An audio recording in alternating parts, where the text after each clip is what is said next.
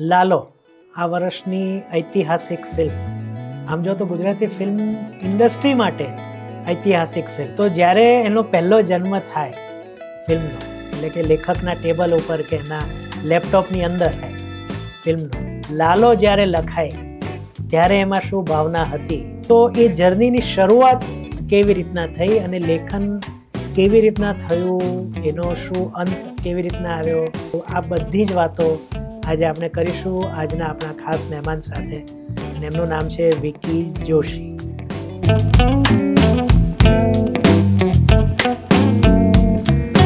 વિકીભાઈની બીજી ઓળખાણ આપી દો. લાલોમાં જે લાલો બન્યા છે કરણ જોશી, એમના એ મોટા ભાઈ છે. એ વાર્તાની એક શરૂઆત હોય, એક મધ્ય હોય ને એક અંત હોય. એટલે આ પાત્રો પછી કેવી રીતના જોડાય? એટલે એવું હતું કે ફાર્મની અંદર લાલો ફસાવે છે, પ્રશ્ન આવે કે વાર્તાલાપ એને કાઢશે નહીં કાઢે, એને રિયલાઇઝ કરાવશે નહીં કરાવે, પણ એણે એવું કર્યું શું છે તો એ ફસાવે એવી વિચાર. લાલોમાં મધ્યાંતર કૃષ્ણ, તો આ થોટ, આ સીનનો થોટ. ભગવાન છે ને કોઈના કોઈ રૂપમાં આપણે મદદ કરી અને આ નહીં બને. ફર્સ્ટ હાફની લેન્થ જે થવી હોય થાય. This will never go nice. એક સીન જેની રીલ બહુ બની કે મારી સામે કેમ ન જોતા, મારી સાથે કેમ વાત નથી કરતા, શું સંતરા ફોલેરા, આવું હું સમજુ. બહુ સુંદર એનાલિસિસ છે. કદાચ બી આવું નથી વિચાર. લાલો પહેલા ને લાલો પછી શું બદલાયું? એમાં છે ને એ લોકોને ફેથ જે હતો ને કે આ કંઈક કરશે, તો એમના મોઢા ઉપર સ્માઇલ આવી ગઈ કે આણે કર્યું, આ વ્યક્તિએ કર્યું. એમ ઇન્ડસ્ટ્રીમાં લોકો બોલાવતા થયા છે. પોડકાસ્ટ હું કરી રહ્યો છું તમારી સાથે, તમે કરી રહ્યા છો, હવે મને નથી સમજાઈ રહ્યું યાર.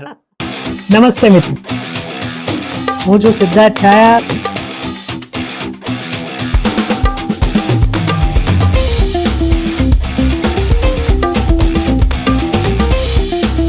તો સ્વાગત છે તમારું સિટ ટોક્સમાં.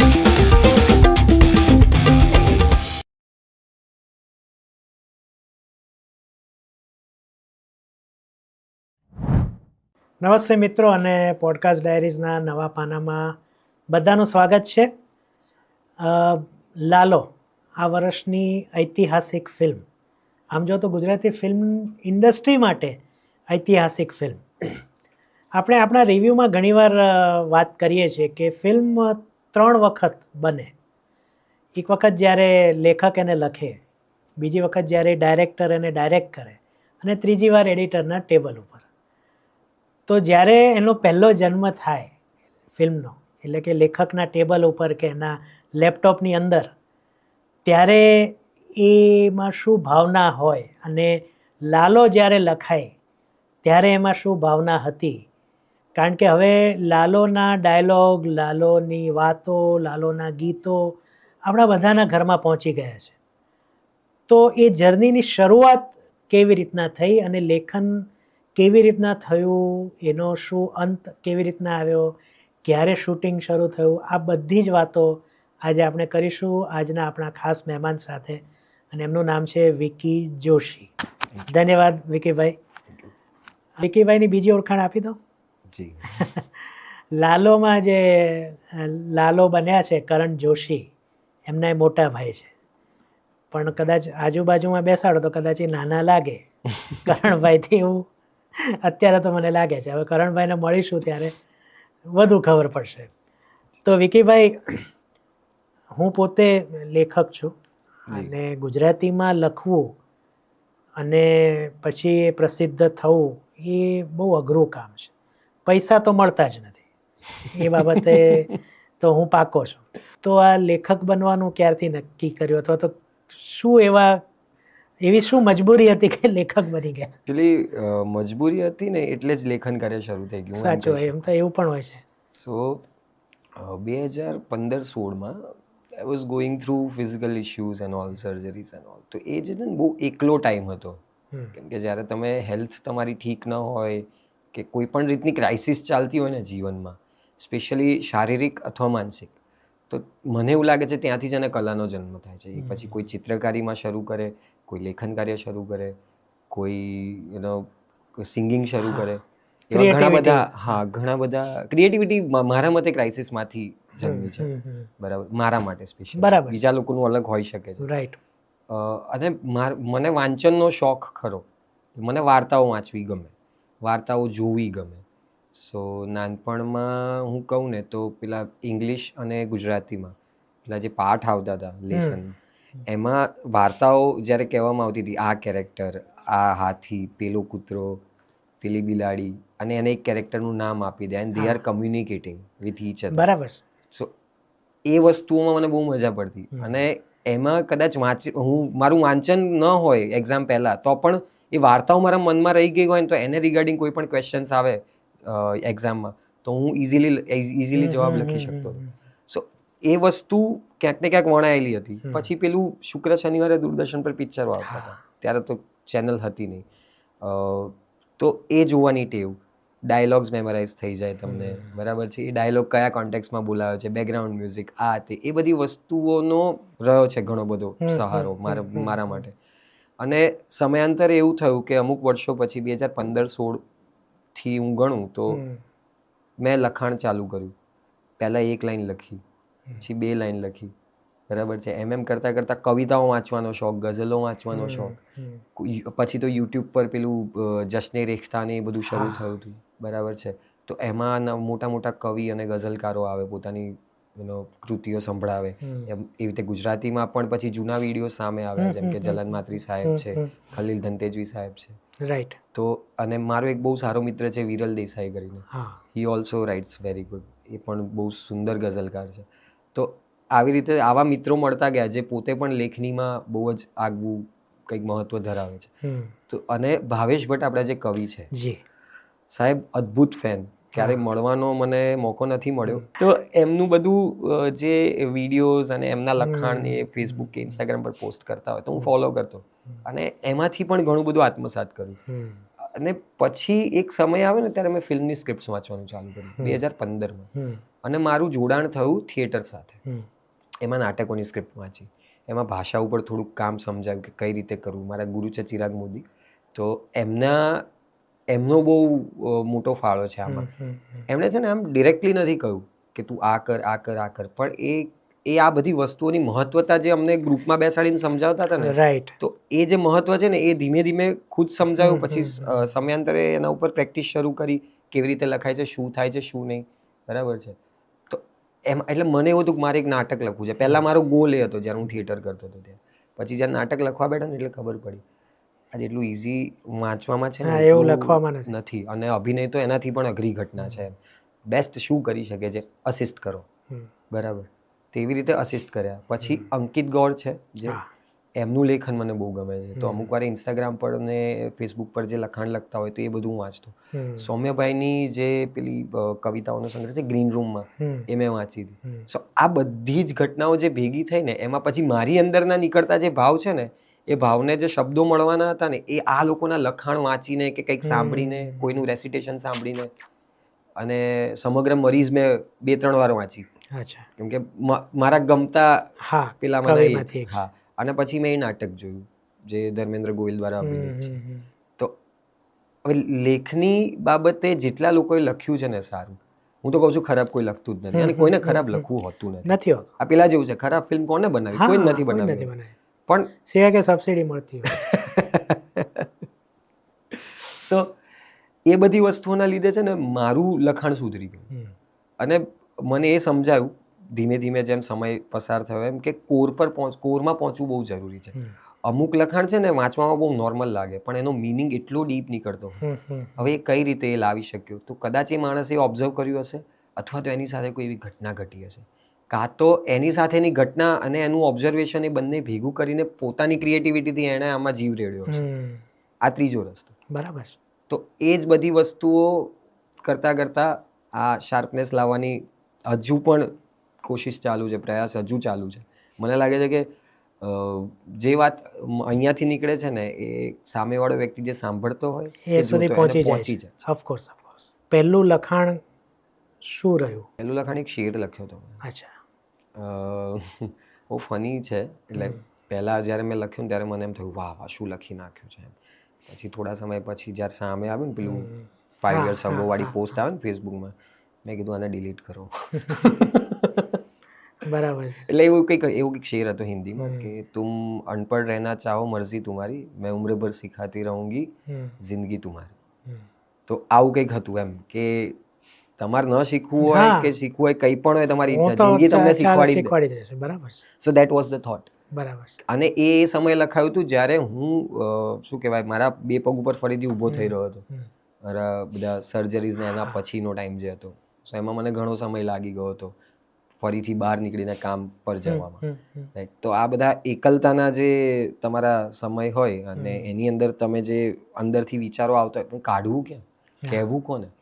અને કેવું છે કે દરેક વ્યક્તિ એ વેવલેન્થ પર આવીને સમજી શકે એવું જરૂરી નથી. બરાબર છે. ઘરે પપ્પાને બી કામ હોય, મમ્મી તમારી આગળ પાછળ લાગેલી હોય કે જલ્દી તારી તબિયત સારી થઈ જાય આમ તેમ. મારો ભાઈ છે એનું થિયેટર ચાલુ.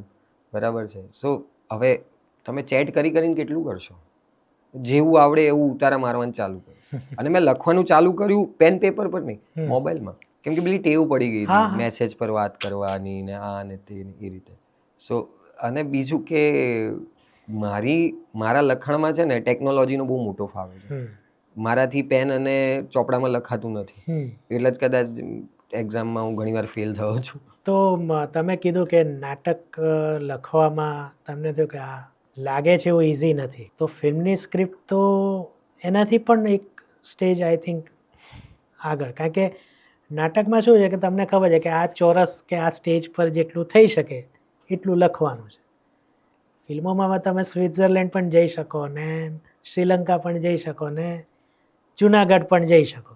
એકચ્યુઅલી હું તમને કહું, એ ફિલ્મની સ્ક્રિપ્ટ વિચારવી અને એને લખવી છે ને, મને એવું લાગે છે કે વધારે ઇઝી છે ઇન કમ્પેર ટુ પ્લે.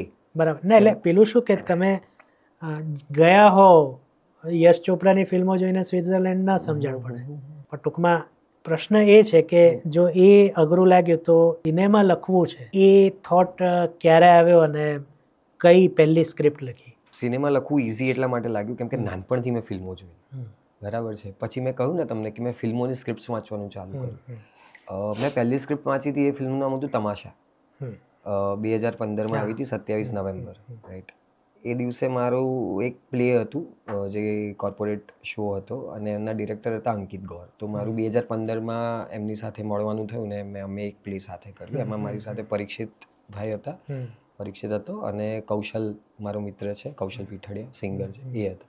હવે એ પ્રોસેસ એટલી અદ્ભુત રહી હતી ને, ભલે કોર્પોરેટ શો હતો પણ એફર્ટથી માંડીને, મહેનતથી માંડીને, ક્રિએટિવિટીથી માંડીને, ઇમોશન્સ કઈ રીતે પકડવા, એ બધી જ વસ્તુઓ બહુ સુંદર રીતે હતી. અને અંકિતભાઈ છે ને, અંકિતભાઈ મેટાફર્સ બહુ સરસ લઈ આવે છે એમના લખાણમાં. તો અને એમના થ્રુ મને ઘણી બધી ફિલ્મો મેં એક્સપ્લોર પણ કરી. બરાબર છે. તમિલ સિનેમાની હોય કે મલયાલમ સિનેમાની હોય. તો પ્રેમમ જે ફિલ્મ છે મલયાલમ, બરાબર છે, એ એમણે મને સજેસ્ટ કરી હતી 2015માં. રાઈટ. તો that was my first Malayalam film. Jigarthanda was a Tamil film. એ ફર્સ્ટ તમિલ ફિલ્મ હતી જે મેં તમિલમાં જોઈ હતી 2015માં. રાઈટ. તો that was also suggested by him. તો આ બધી વસ્તુઓ પહેલેથી, એક તો હિન્દી સિનેમાને તમે હોલિવૂડનું હિન્દી ડબ જોતા આવ્યા હો ટીવીમાં, બરાબર છે, પછી તમે આ સિનેમા એક્સપ્લોર કરો. ઇન બિટવીનના ટાઈમમાં મને એ વસ્તુ ખબર પડી ગઈ હતી કે સબટાઇટલ વાંચીને જો હું ફ્રેન્ચ ફિલ્મ જોઈ શકું છું ને, તો સબટાઇટલ વાંચીને હું તમિલ, તેલુગુ, મલયાલમ, કન્નડ બધું જોઈ શકું છું. એ મેં 2013માં આ વસ્તુ શરૂ કરી ધીરે ધીરે. તો એ જે વિઝ્યુઅલ્સ છે ને એ છપાઈ જતા હતા મગજમાં. હવે સિનેમા સાથેનું જોડાણ મારું નાટક પહેલાંથી છે. બરાબર છે. રાઇટરે શું વિચાર્યું હશે એના ઇન્ટરવ્યૂઝ પણ મેં બહુ બધા જોયા કે લખાણ વખતે એનું શું વિચારવું હતું, લખ્યા પછી એણે કયું પેજ ફાડીને ફેંક્યું અને ફરીથી એને કઈ રીતે લખ્યું. એવું સલીમ ખાન સાહેબ ને જાવેદ અખ્તર સાહેબના બી ઘણા બધા વિડીયોઝ એવા મેં જોયા. ગુલઝાર સાહેબનું જે લખાણ છે, એમની એક લખેલી ફિલ્મ છે માસૂમ, મેં એની પણ ક્યાંકથી જુગાડ કરીને સ્ક્રિપ્ટ ઓનલાઈન મને PDF મળી ગઈ તો મેં એ પણ વાંચી. તો એ પેલું હાથથી લખેલું હતું, ઇટ વોઝ નોટ ટાઈપરાઇટર વાળું. બરાબર છે. તો એ બી ક્યાંક અવેલેબલ હતું, તો એના બી અમુક સીન્સ મેં વાંચ્યા અને પછી એ મારી ગમતી ફિલ્મ હતી એટલે મને વધારે મજા પડી. રાઈટ. મેં ગાઈડ નોવેલ વાંચી પિક્ચર જોયા પછી. બરાબર. એટલે આ બધી વસ્તુઓના લીધે છે ને મને એવું લાગ્યું કે અહીંયા જે લખાય છે ને એ ત્યાં પોર્ટ્રે કરવું કદાચ વધારે ઇઝી એટલા માટે પડે છે કેમ કે તમે ત્યાં જઈને જ શૂટ કરો છો. બરાબર. નાટકની અંદર you have to make believe. બરાબર છે. અને એ જગ્યા હું ખુદ હજુ એક્સપ્લોર કરી રહ્યો હતો. તો એટલા માટે મને એ ટાઈમે એવું લાગ્યું કે અઘરું છે. બરાબર છે. અને મારા સર છે ચિરાગ મોદી, એમનું લખેલું એક બહુ અદ્ભુત નાટક છે હિન્દીમાં, મુझे फिर एक बार मुझे देखना है. સિદ્ધાર્થભાઈ અને સિદ્ધાર્થભાઈની અંદરના સિદ્ધાર્થભાઈ, એ વચ્ચેની જે આખી કન્ફ્લિક્ટ છે ને, it was talking about that inner conflict. અને એ મારા માટે બહુ નવી ઘટના હતી. એ નાટક મેં પહેલી વાર વાંચ્યું તો સમજાયું નહીં એટલું ઇઝીલી, પછી બીજી વાર વાંચ્યું કે અલ્ટર ઈગો શું હોય, આ તે. પછી સાહેબે એક બે વસ્તુઓ કીધી. રવિશંકર પર ચાની કેટલી છે ને, ત્યાં અમે બેસતા ચા પીવા માટે, અને ત્યાં બેઠા બેઠા નાટક વાંચેલું છે. પછી વિજય તેંડુલકરનું સખારામ બાઇન્ડર, એ એક મારું ગમતું નાટક છે.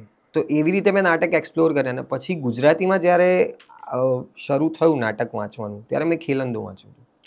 આટલી અદ્ભુત કૃતિઓને દરેકની અંદર દરેકની વાર્તા અલગ અલગ, પણ દરેકમાં એક વસ્તુ જે દેખાતી હતી ને, એ હતી ઓનેસ્ટી. કે લેખકે પોતાના મનમાં જે હતું ને, એ કાગળ પર કંડારી દીધું. રાઈટ, બરાબર. હવે એ જ ઓનેસ્ટી પાછા થિયેટર કરાવનારા જે પણ મહાનુભાવ, જે બી ડિરેક્ટર્સ છે, એમના પણ એવી જ કે આજે સિદ્ધાર્થભાઈનું લખેલું કોઈ નાટક છે જે હું ડિરેક્ટ કરી રહ્યો છું, તો મારામાં સિદ્ધાર્થભાઈ જેટલી જ ઓનેસ્ટી છે કે લેખકે શું વિચાર્યું, મારે એ ડિરેક્ટરને ત્યાં નજીક પહોંચવું છે, અને એક્ટરને એ ડિરેક્ટર અને લેખકની નજીક પહોંચવું છે. તો એ વસ્તુ મને થિયેટરે શીખવાડી. બરાબર. પણ મારું ફિલ્મો સાથે જોડાણ પહેલાં હતું, એટલે કદાચ મને એવું લાગ્યું કે વિઝ્યુઅલ ટ્રીટમેન્ટ આ ને તેને એ બધું લખવું ઇઝી પડ્યું. પાછું મેં એઝ એન એડિટર મારો એક્સપિરિયન્સ પહેલેથી રહ્યો. 2000 ને 2012-13થી, એટલે સ્મોલ વિડીયોઝથી માંડીને શોર્ટ ફિલ્મ્સ. પછી મેં એક ફિલ્મમાં ઓનલાઈન એડિટર, લોકેશન એડિટર તરીકે કામ કર્યું હતું. 2016માં એ ફિલ્મ આવી હતી, કુખ કરીને, નિમેશભાઈ દેસાઈની. That was my first ever film, જેમાં હું અસિસ્ટન્ટ એડિટર તરીકે કામ કર્યું હતું મેં. એનું શૂટ થયું હતું આણંદ પાસે લાંભવેલ કરીને એક જગ્યા છે ત્યાં, અને જોધપુરમાં, અને અમદાવાદમાં. સો આ અલગ અલગ જગ્યાએ ટ્રાવેલ કર્યું. હોટલની અંદર જે રશીશ આવે એ બધા એડિટ કર્યા. ત્યાં મને એ ડિરેક્શન સાથેનું જોડાણ ફીલ થયું કે મારે આ કરવું છે, મારે લખવું છે, મારે આગળ આમાં વધવું છે. ફિલ્મની સ્ક્રિપ્ટ જે મેં બીજા હિન્દી પિક્ચરોની કે ઇંગ્લિશ ફિલ્મ્સની વાંચી હતી, એ હવે ગુજરાતીમાં વાંચી. પહેલી વાર મેં કોઈ ગુજરાતી ફિલ્મની સ્ક્રિપ્ટ વાંચી કે અચ્છા ઓકે, આમાં તો ખાલી ભાષા જ અલગ છે, લખાણ અને પ્રોસેસ તો સેમ જ છે. પેલું હોય ને કે ત્યારે શરૂઆતનો જે ટાઈમ હતો એ 2012થી 15-16 સુધીનો, ત્યારે એવું હોય કે ગુજરાતીમાં એની રીતે નાની નાની મોટી મોટી જે પણ મેનેજ થઈ શકે છે એ પ્રમાણે લોકો મહેનત કરીને પિક્ચરો બનાવી રહ્યા છે. પણ આપણા માનસ પટલ પર આમ જોવા જાવ તો આપણી સામે આવનારી જે ફિલ્મો હોય એ બીજી ભાષાની વધારે હોય. સાચી વાત, બરાબર. અને ત્યાં સુધી તો બાહુબલી પણ આવી ગઈ હતી, એટલે એ તો આ કંઈક અલગ જ બૂમ હતો. તો પણ ગુજરાતી જ્યારે એક્સપ્લોર કરવાનું શરૂ કર્યું ત્યારે એમ ખબર પડી કે ભાઈ અહીંયા જેવું છે એવું તો ક્યાંય નથી, બરાબર. બાકી હું ખુદ હોલિવૂડ કે ફ્રેન્ચ કે કુરોસાવાની ફિલ્મ્સ, સત્યજીત રેની ફિલ્મ્સ, આ બધું મને એવું લાગે કે આ બધું લર્નિંગ મટીરિયલ છે, આમાંથી શીખવા જેવું છે, કઈ રીતે બનાવ્યું હશે, શું હશે. પછી એના ઉપર લખેલા કોઈ પણ લેખ હોય તો હું વાંચું. હવે બુક્સ હોય ને એના ઉપર લખેલી તો એ બહુ મોંઘી પડે લેવાની, બરાબર છે. એટલા પૈસા તો હોય નહીં આપણી પાસે. તો કોઈક મિત્ર પાસે હોય ને તો એની ઝેરોક્સ કઢાવડાવી લઈએ અને પછી વાંચું. એ ટાઈમે એવું કરવું પડતું હતું, બરાબર. અને એ બધી વસ્તુઓએ મને બહુ હેલ્પ કરી પિક્ચર લખવામાં. નાટક હજુ પણ કહું છું, નાટક લખવું મારી માટે હજી પણ અઘરું છે. કેમ કે મેં મારા જે લોકો છે સિનિયર્સ, મારાથી એમના જેવું નથી લખાતું સાહેબ. બરાબર. એ સ્વીકાર કરવો જ બહુ મોટી વાત છે. હા. તો પહેલી સ્ક્રિપ્ટ ફિલ્મ માટે કઈ લખી? એ સ્ક્રિપ્ટ હજુ સુધી આવી જ નથી.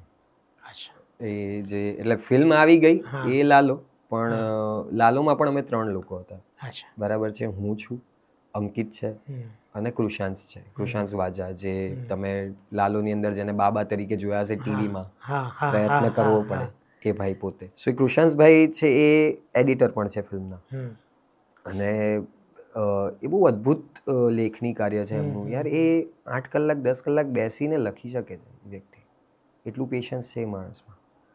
હું અને અંકિત થોડા હાઈપર એક્ટિવ છીએ. Ankit is too much, it's very passionate guy, right. તો 1 મિનિટમાં 5 વિચારો આવે. I am on the other side too much about cinema. આ ટાઈપનું કરવું છે, આ સ્પેસમાં જઈએ, આટલા ડીપ ઉતરીએ, તો એમાં પણ બીજા 5 વિચારો આવે. હવે અમારા બંનેના 5 વિચારો, અને વાજાભાઈ જે છે અમારા કૃષાંશ વાજાભાઈ, એ એમનો પણ એક વિચાર ચાલતો હોય.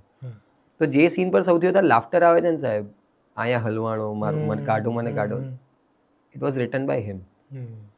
તો ત્યાં તમને ખબર પડી જાય કે યાર આ વ્યક્તિએ એ પણ સમજી લીધું કે લાલો ઘરમાં ફસાયો છે, એની મનોસ્થિતિ ક્યાં ગઈ છે કે એ સેલ્ફ એન્ટરટેનિંગ મોડમાં જતો રહ્યો છે, એન્ડ હી કેમ અપ વિથ ધીસ, રાઈટ. અને જ્યારે અમે વાજાભાઈને, મેં અને અંકિતે કે કરણ, શુભદ એ લોકો સાથે જ હતા રાઇટિંગ પ્રોસેસમાં, એટલે કદાચ આ ફિલ્મ એટલી બેટર બની છે.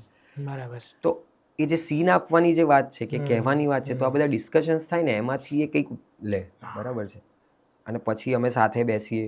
એ ટાઈમ પર મારું મુંબઈ અમદાવાદ બહુ ચાલતું હતું, તો એ શેર કરે, લખીને વાંચીએ, બરાબર છે. પછી ફોન પર કોર્ડિનેટ કરીએ કે આનું આ કરી શકીએ છીએ, આનું પેલું કરી શકીએ છીએ. તો એવી રીતે આ સ્ક્રિપ્ટ લખાઈ છે, બધાના પેલાથી સહયોગથી. આ એક ઘટના.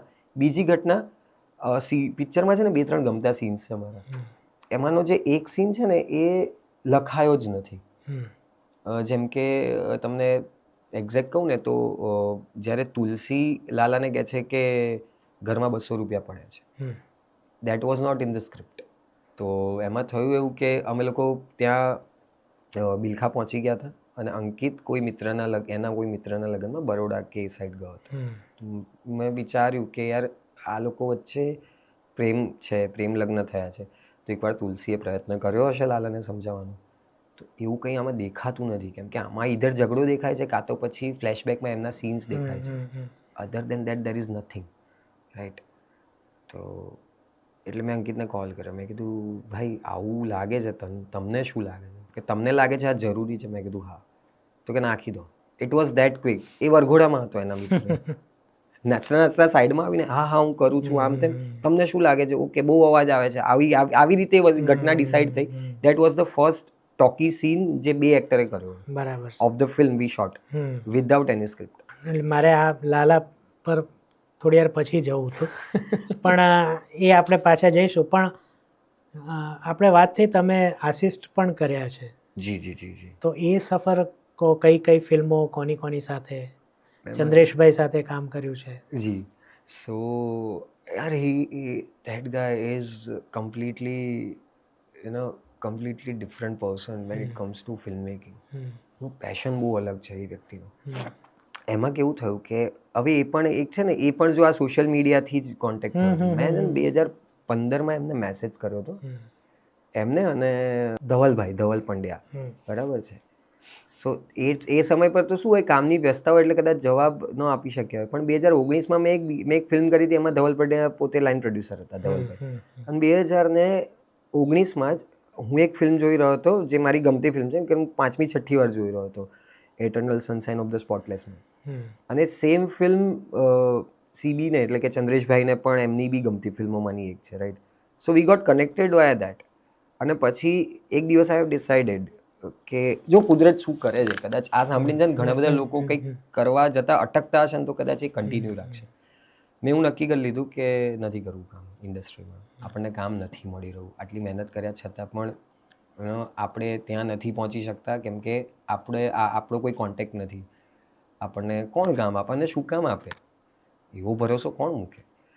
સો 2019માં છે ને એમનો સામેથી મેસેજ આવ્યો, 25 માર્ચ 2019માં. I still remember the date, right. તો એમણે મેસેજ કર્યો, એમનો નંબર આવ્યો સીધો, એમને નંબર મોકલ્યો. અને એ દિવસે હું જસ્ટ બીજું કામ શરૂ કરવા જઈ રહ્યો હતો, ઘરની બહાર નીકળ્યો. પપ્પા કે ચલ તું મારી સાથે, આપણે ત્યાં જવાનું છે. હજુ તો હું વ્હીકલ પર બેસું એ પહેલાં I got the message in Facebook મેસેન્જરમાં. અને મેં કહ્યું કે યસ સાહેબ, બોલો એમ. અને પછી આગળ વાત થઈ કે એક પ્રોજેક્ટ છે આવી રીતે, એના વિશે આપણે આગળ ચર્ચા કરીએ એમ.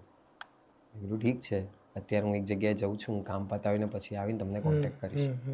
એ વ્યક્તિનો મારા ઉપર ટ્રસ્ટ મૂકવો કે મારી સાથે જેટલા પણ લોકો હતા, જેમ કે કૃતાજ છે, અંકિત પણ એ જ ટીમમાં હતો, અજયભાઈ જે આપણા લાલુના પ્રોડ્યુસર છે, he was chief AD in that. તો Prem Prakaran was the film, that was my first biggest film. સૌથી મોટી ફિલ્મ જે મેં કરી હોય 2019માં, રાઈટ. કે એના પછી મેં હમણાં એક ફિલ્મ કરી, ગેટ સેટ ગો, પણ that was the first film. That guy showed utmost trust on us, કે આ લોકો પેશનેટ છે ને, આ લોકો કંઈક કરી લેશે, આ લોકોમાં ભૂખ છે. હવે એ વિધાઉટ મીટિંગ પર્સનલી, હું એમને એકવાર મળ્યો તો ગુજ્જુભાઈ ધ ગ્રેટના સેટ ઉપર, 18 November 2014. I still remember the date, કેમ કે એ દિવસે મારા એક મિત્રનો બર્થડે હતો, તો હું એ બતાવીને ત્યાં જઈ કેમ કે મારે સિદ્ધાર્થભાઈને જોવા હતા લાઈવ. મેં એમના નાટકો જોયેલા, પણ ક્યારે પેલું શું મળવાનું નહોતું થયું ને, એ ફોટો પડાવવા જવું હતું મારે. At that time I was 22. તો ત્યારે મેં એમને જોયા હતા સેટ ઉપર. અને બીજા પણ અમુક એક બે મિત્રો જે મને થિયેટરમાં પછી પાછળથી જોડાણ થયું છે એમની સાથે, ત્યારે ખબર પડી કે એ લોકો મને સેટ ઉપર. 2014 ને 2019 એ હવે આ 5 વર્ષમાં મેં મારી જિંદગીમાં થિયેટર થયું, એડિટિંગ મારું કન્ટિન્યુ ચાલુ હતું.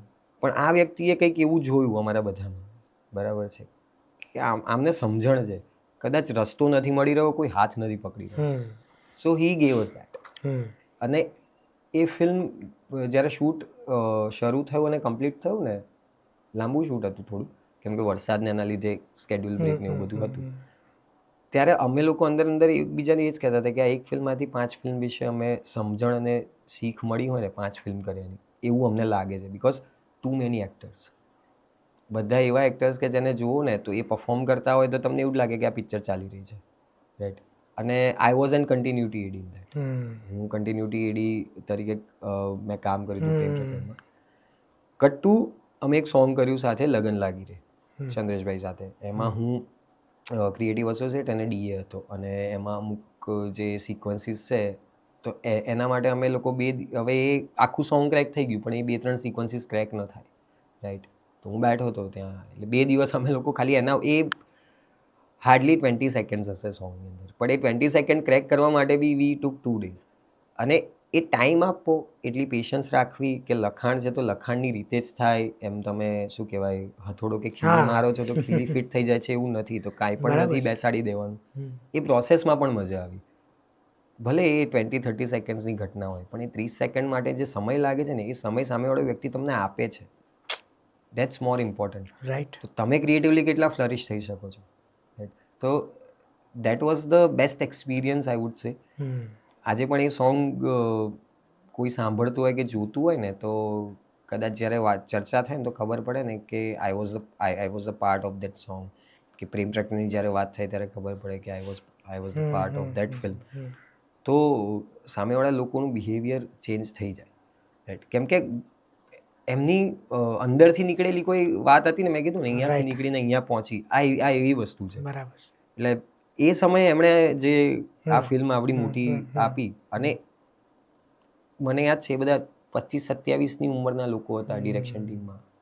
Nobody was more than 27. I was the eldest one in direction team. 27.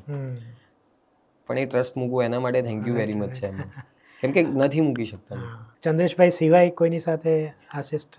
હા, મેં સીબી સિવાય કર્યું છે કામ વૈભવ સર કરીને છે, જેમણે પૂરી પાણી વેબ સિરીઝ કરી હતી. સો જીનલ મેમ છે, જીનલ બિલાણી અને ભૌમિક સંપત્તિ, એ બંને પાર્ટનર છે. તો એમની સાથે મેં 3 પ્રોજેક્ટ્સ કર્યા છે. એક વેબ સિરીઝ કરી પૂરી પાણી, એક ફિલ્મ કરી ભગવાન બચાવે, એમાં હું એસોસિએટ ડિરેક્ટર હતો. અને હમણાં એક ફિલ્મ કરી ગેટ સેટ ગો. બરાબર. જે હવે આવશે, જે હવે 2026માં આવશે, ડેટ ને બધું ફાઇનલ થશે. અત્યારે પોસ્ટ પ્રોડક્શન ચાલી રહ્યું છે. રાઈટ. અમુક રશીસ જોયા મેં, બહુ સુંદર ફિલ્મ નીકળી છે. અને કંઈક નવું દેખાશે ગુજરાતીમાં, કંઈક નવો પ્રયાસ કર્યો છે, બધાએ જીવ રેડી દીધો છે આટલા બધા લોકોએ સાથે મળીને. અને એના સિવાય અસિસ્ટ કહું ને તો મેં મુંબઈમાં એક ડિરેક્ટર છે તેજ ઠક્કર કરીને, એ મિત્ર જ છે, પણ એક શોર્ટ ફિલ્મ કરવા હું ગયો હતો મુંબઈમાં. સો આઈ અસિસ્ટેડ માય ફ્રેન્ડ, રાઈટ.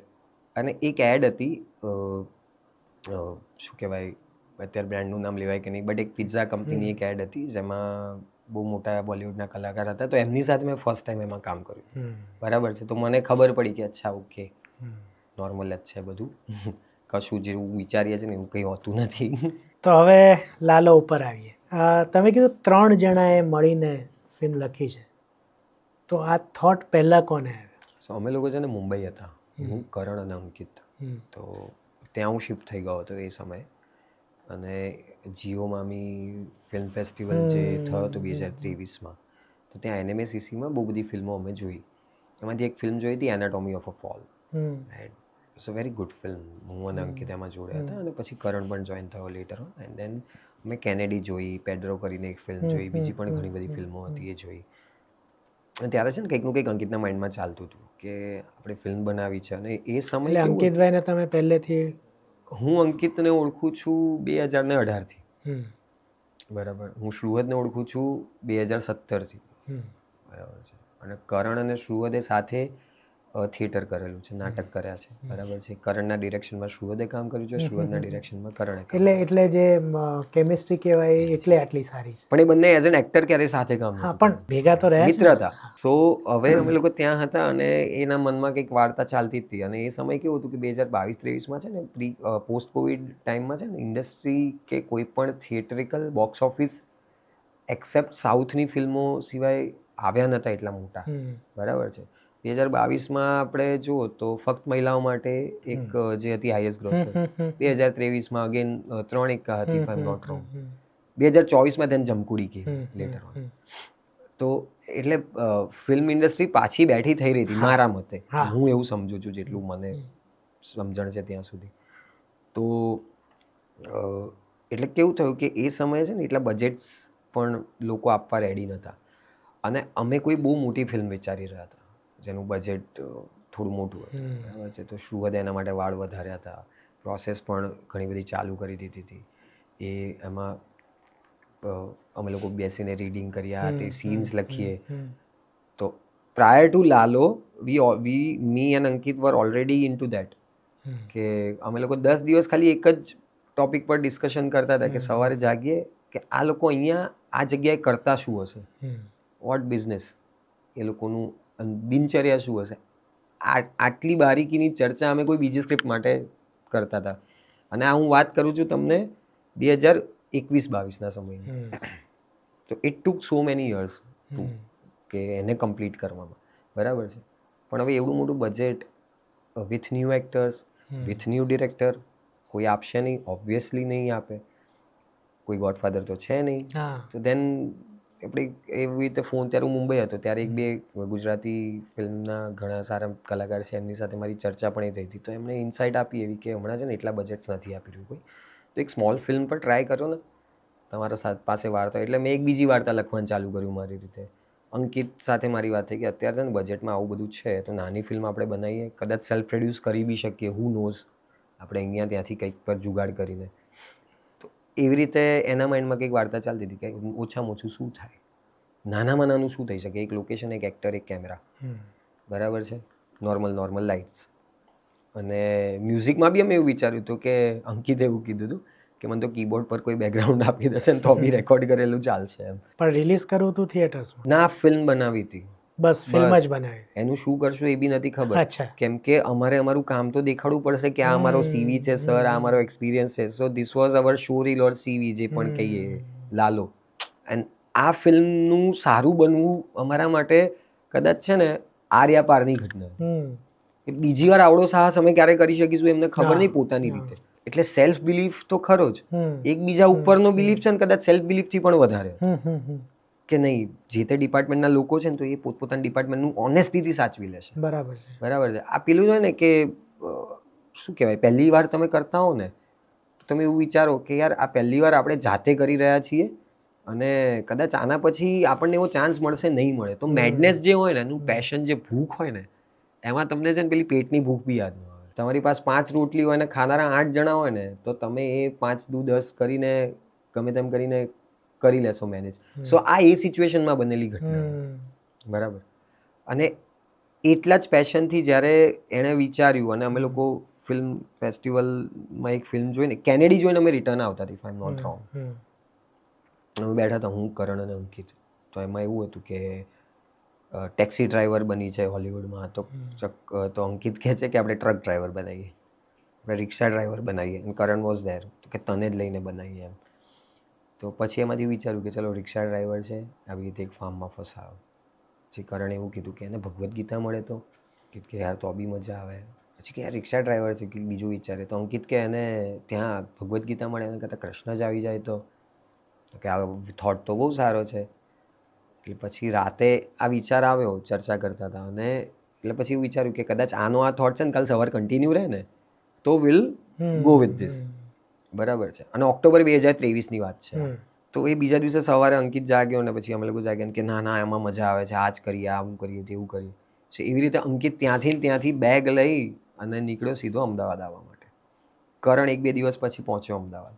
હું ત્યારે મુંબઈ હતો, મારે શૂટ હતું એક, એટલે હું ત્યાં રોકાયો હતો. અને એ પછી દિવાળીનો ટાઈમ હતો એટલે ધનતેરસે હું પણ અમદાવાદ આવ્યો રાતે. સોરી, હા, ધનતેરસના બીજા દિવસે, નોટ રોંગ. તો એ દિવાળી વખતે હું પહોંચ્યો અહીંયા, અને એના પછી અમે બેસતા વર્ષે બધા સોમનાથ અમે લોકો ભેગા થયા. અમુક એક્ટર્સ જે છે, કરણ અને શ્રુવતની, એ લોકો ટ્રાવેલ કરીને જુનાગઢ બિલખા આવ્યા. અમે લોકો સોમનાથથી બિલખા પહોંચ્યા. બિલખા આશ્રમમાં? બિલખા આશ્રમની પાછળ જે આપણું ફાર્મ જે લોકેશન છે ને, હા, ઓકે, ત્યાં. અચ્છા. એની બાજુમાં બીજું ફાર્મ હતું, ત્યાં મારો સ્ટે હતો. એક મિત્રનું જ, આપણા જે જયભાઈ વ્યાસ છે, પ્રોડ્યુસર, બરાબર, એ ફાર્મ એમનું જ છે. જી. એ ફાર્મ હતું એટલે જ આ વાર્તા થઈ, એમ કોણ, કેમ કે અમને કોણ આપે લોકેશન આ તે. અને એ સમયે તો એવું જ હોય કે જેટલું અંદરથી થઈ શકે ને એટલું જ. આપણે વધારે ખર્ચો તો નહીં જ કરી શકીએ obviously, because we var also doing things કે આપણે અહીંયા આ પ્રોજેક્ટ કરીએ, એમાંથી જે પૈસા બચે એ આપણે ફિલ્મમાં લગાવીએ. આખી ફિલ્મ રેડી કરવા સુધીની ઘટના આ રહી છે. પછી એ વાર્તા તમે કીધું વાંજાભાઈ પણ એમાં હતા, એ ક્યારે જોડાયા? એ એકચ્યુઅલી આકાર કેવી રીતના આપણી ટીમમાં શરૂઆતથી જ હતા. ઓકે, તો આકાર કેવી રીતના? તમે કીધું થોટ હતો કે ભાઈ એક માણસ પુરાઈ જાય ને કૃષ્ણ ભગવાન આવે. પ્રશ્ન એટલે બિલખા છે એટલે જુનાગઢ કરવું પડ્યું? જો તમને મહેસાણા પાસે મળી ગયું હોત ફાર્મ હાઉસ તો તમે એ બેકગ્રાઉન્ડ લાવ્યો તો જુનાગઢ ક્યાંથી આવ્યું? સો જુનાગઢ છે ને, એટલે અંકિત શુભમ વાળો આપણો જે ડીઓપી છે એ જુનાગઢથી, જે જયભાઈ જે છે એ એમના ફેમિલી જે છે એ બિલખા જુનાગઢ સાથે સંકળાયેલા છે, બરાબર છે. અજયભાઈ છે આપણા પ્રોડ્યુસર, એ તાલાળા ગીરના છે, બરાબર છે. મારું અવારનવાર સોમનાથ આવવા જવાનું થતું રહે, કે વિસાવદર આવવાનું થતું રહે, બરાબર છે.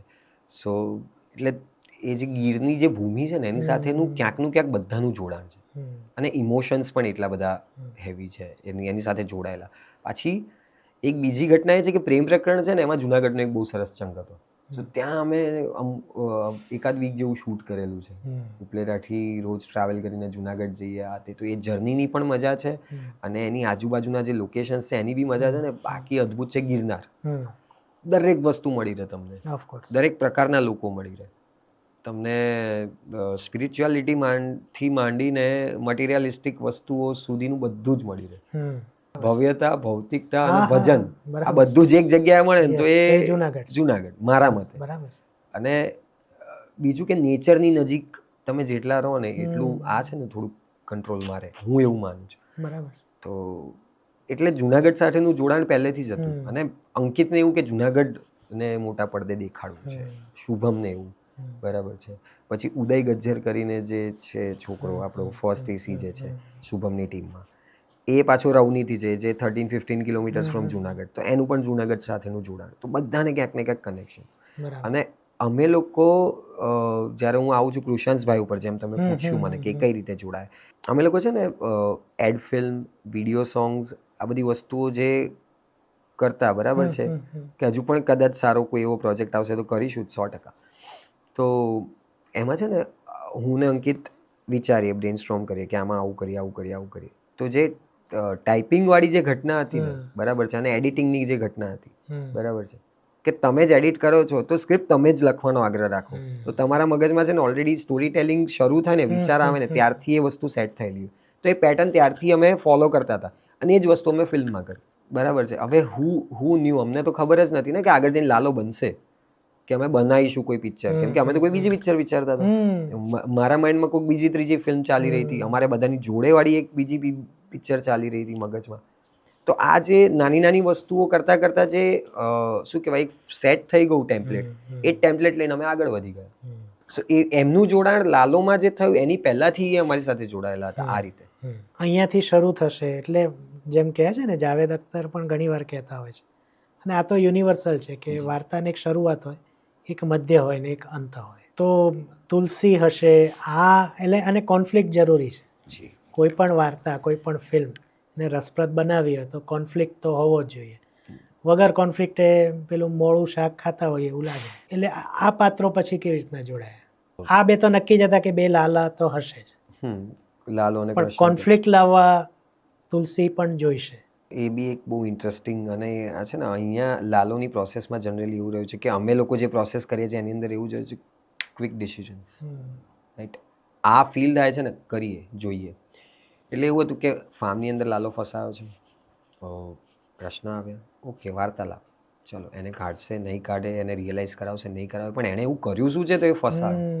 એ બી વિચાર્યું તો હવે પેરેલલી આગળ શું ચાલી રહ્યું છે, કે એની જિંદગી સાથે જે જોડાયેલા લોકો છે એની લાઈફમાં શું ચાલી રહ્યું છે.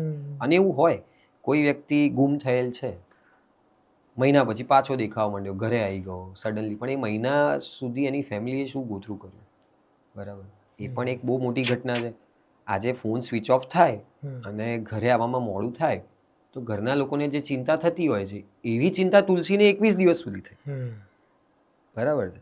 તુલસી ન હોત તો કદાચ માન લો લાલાની બેન હોત, કે એનો ભાઈ હોત, કે એનો મિત્ર હોત, બાપ હોત, એ જ રીતે, બરાબર છે. અને એ બંને વચ્ચેનું જોડાણ કેટલું જરૂરી છે, કે તુલસીને આટલી ચિંતા થઈ રહી છે, તુલસી હાફડી ફાફડી થઈને ફરી રહી છે, બરાબર છે.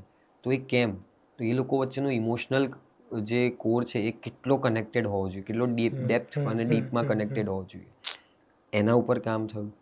પછી શાંતા માસી વાળું કેરેક્ટર, બરાબર છે, કે એની દીકરીનું કેરેક્ટર ખુશી, સો એ પણ એટલા જ જરૂરી છે.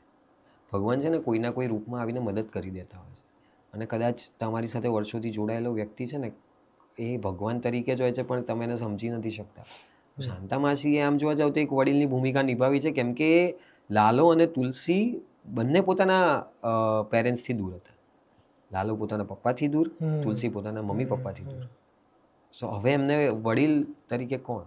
શાંતા માસી. તો એવા હોય, પાડોશમાં પણ એવા લોકો હોય, ઓફિસમાં પણ હોય, બસમાં પણ કોઈ એવું વ્યક્તિ મળી જાય, who knows. So that was Shanta માસી. બરાબર છે. એક દ્રશ્ય છે શરૂઆતનું છે, લાલો દારૂ પીને આવે છે ને દીકરી ડ્રોઈંગ દોરતી હોય છે ઘર, પછી પેલા બે ઝઘડે છે ત્યારે એને ભૂસી નાખે છે કે કંઈક એના ઉપર બ્લેક કલર. હા, એટલે આવા તો ઘણા સીન છે, હું એના પર આવીશ. આ પ્રકારનું થિંકિંગ તમે કીધું કે અહીંથી નીકળેલી વાત હોય તો એ પહોંચતી હોય છે, તો જ્યારે તમે આ લખ્યો, હું આ પર્ટિક્યુલર આ સીનની વાત કરું, This has been given by Ankit actually, આ હા thought. હા, તો કેટલું કન્વિક્શન હતું કે લોકો સમજી લેશે કે આ ઘર ન હોય આવું એમ.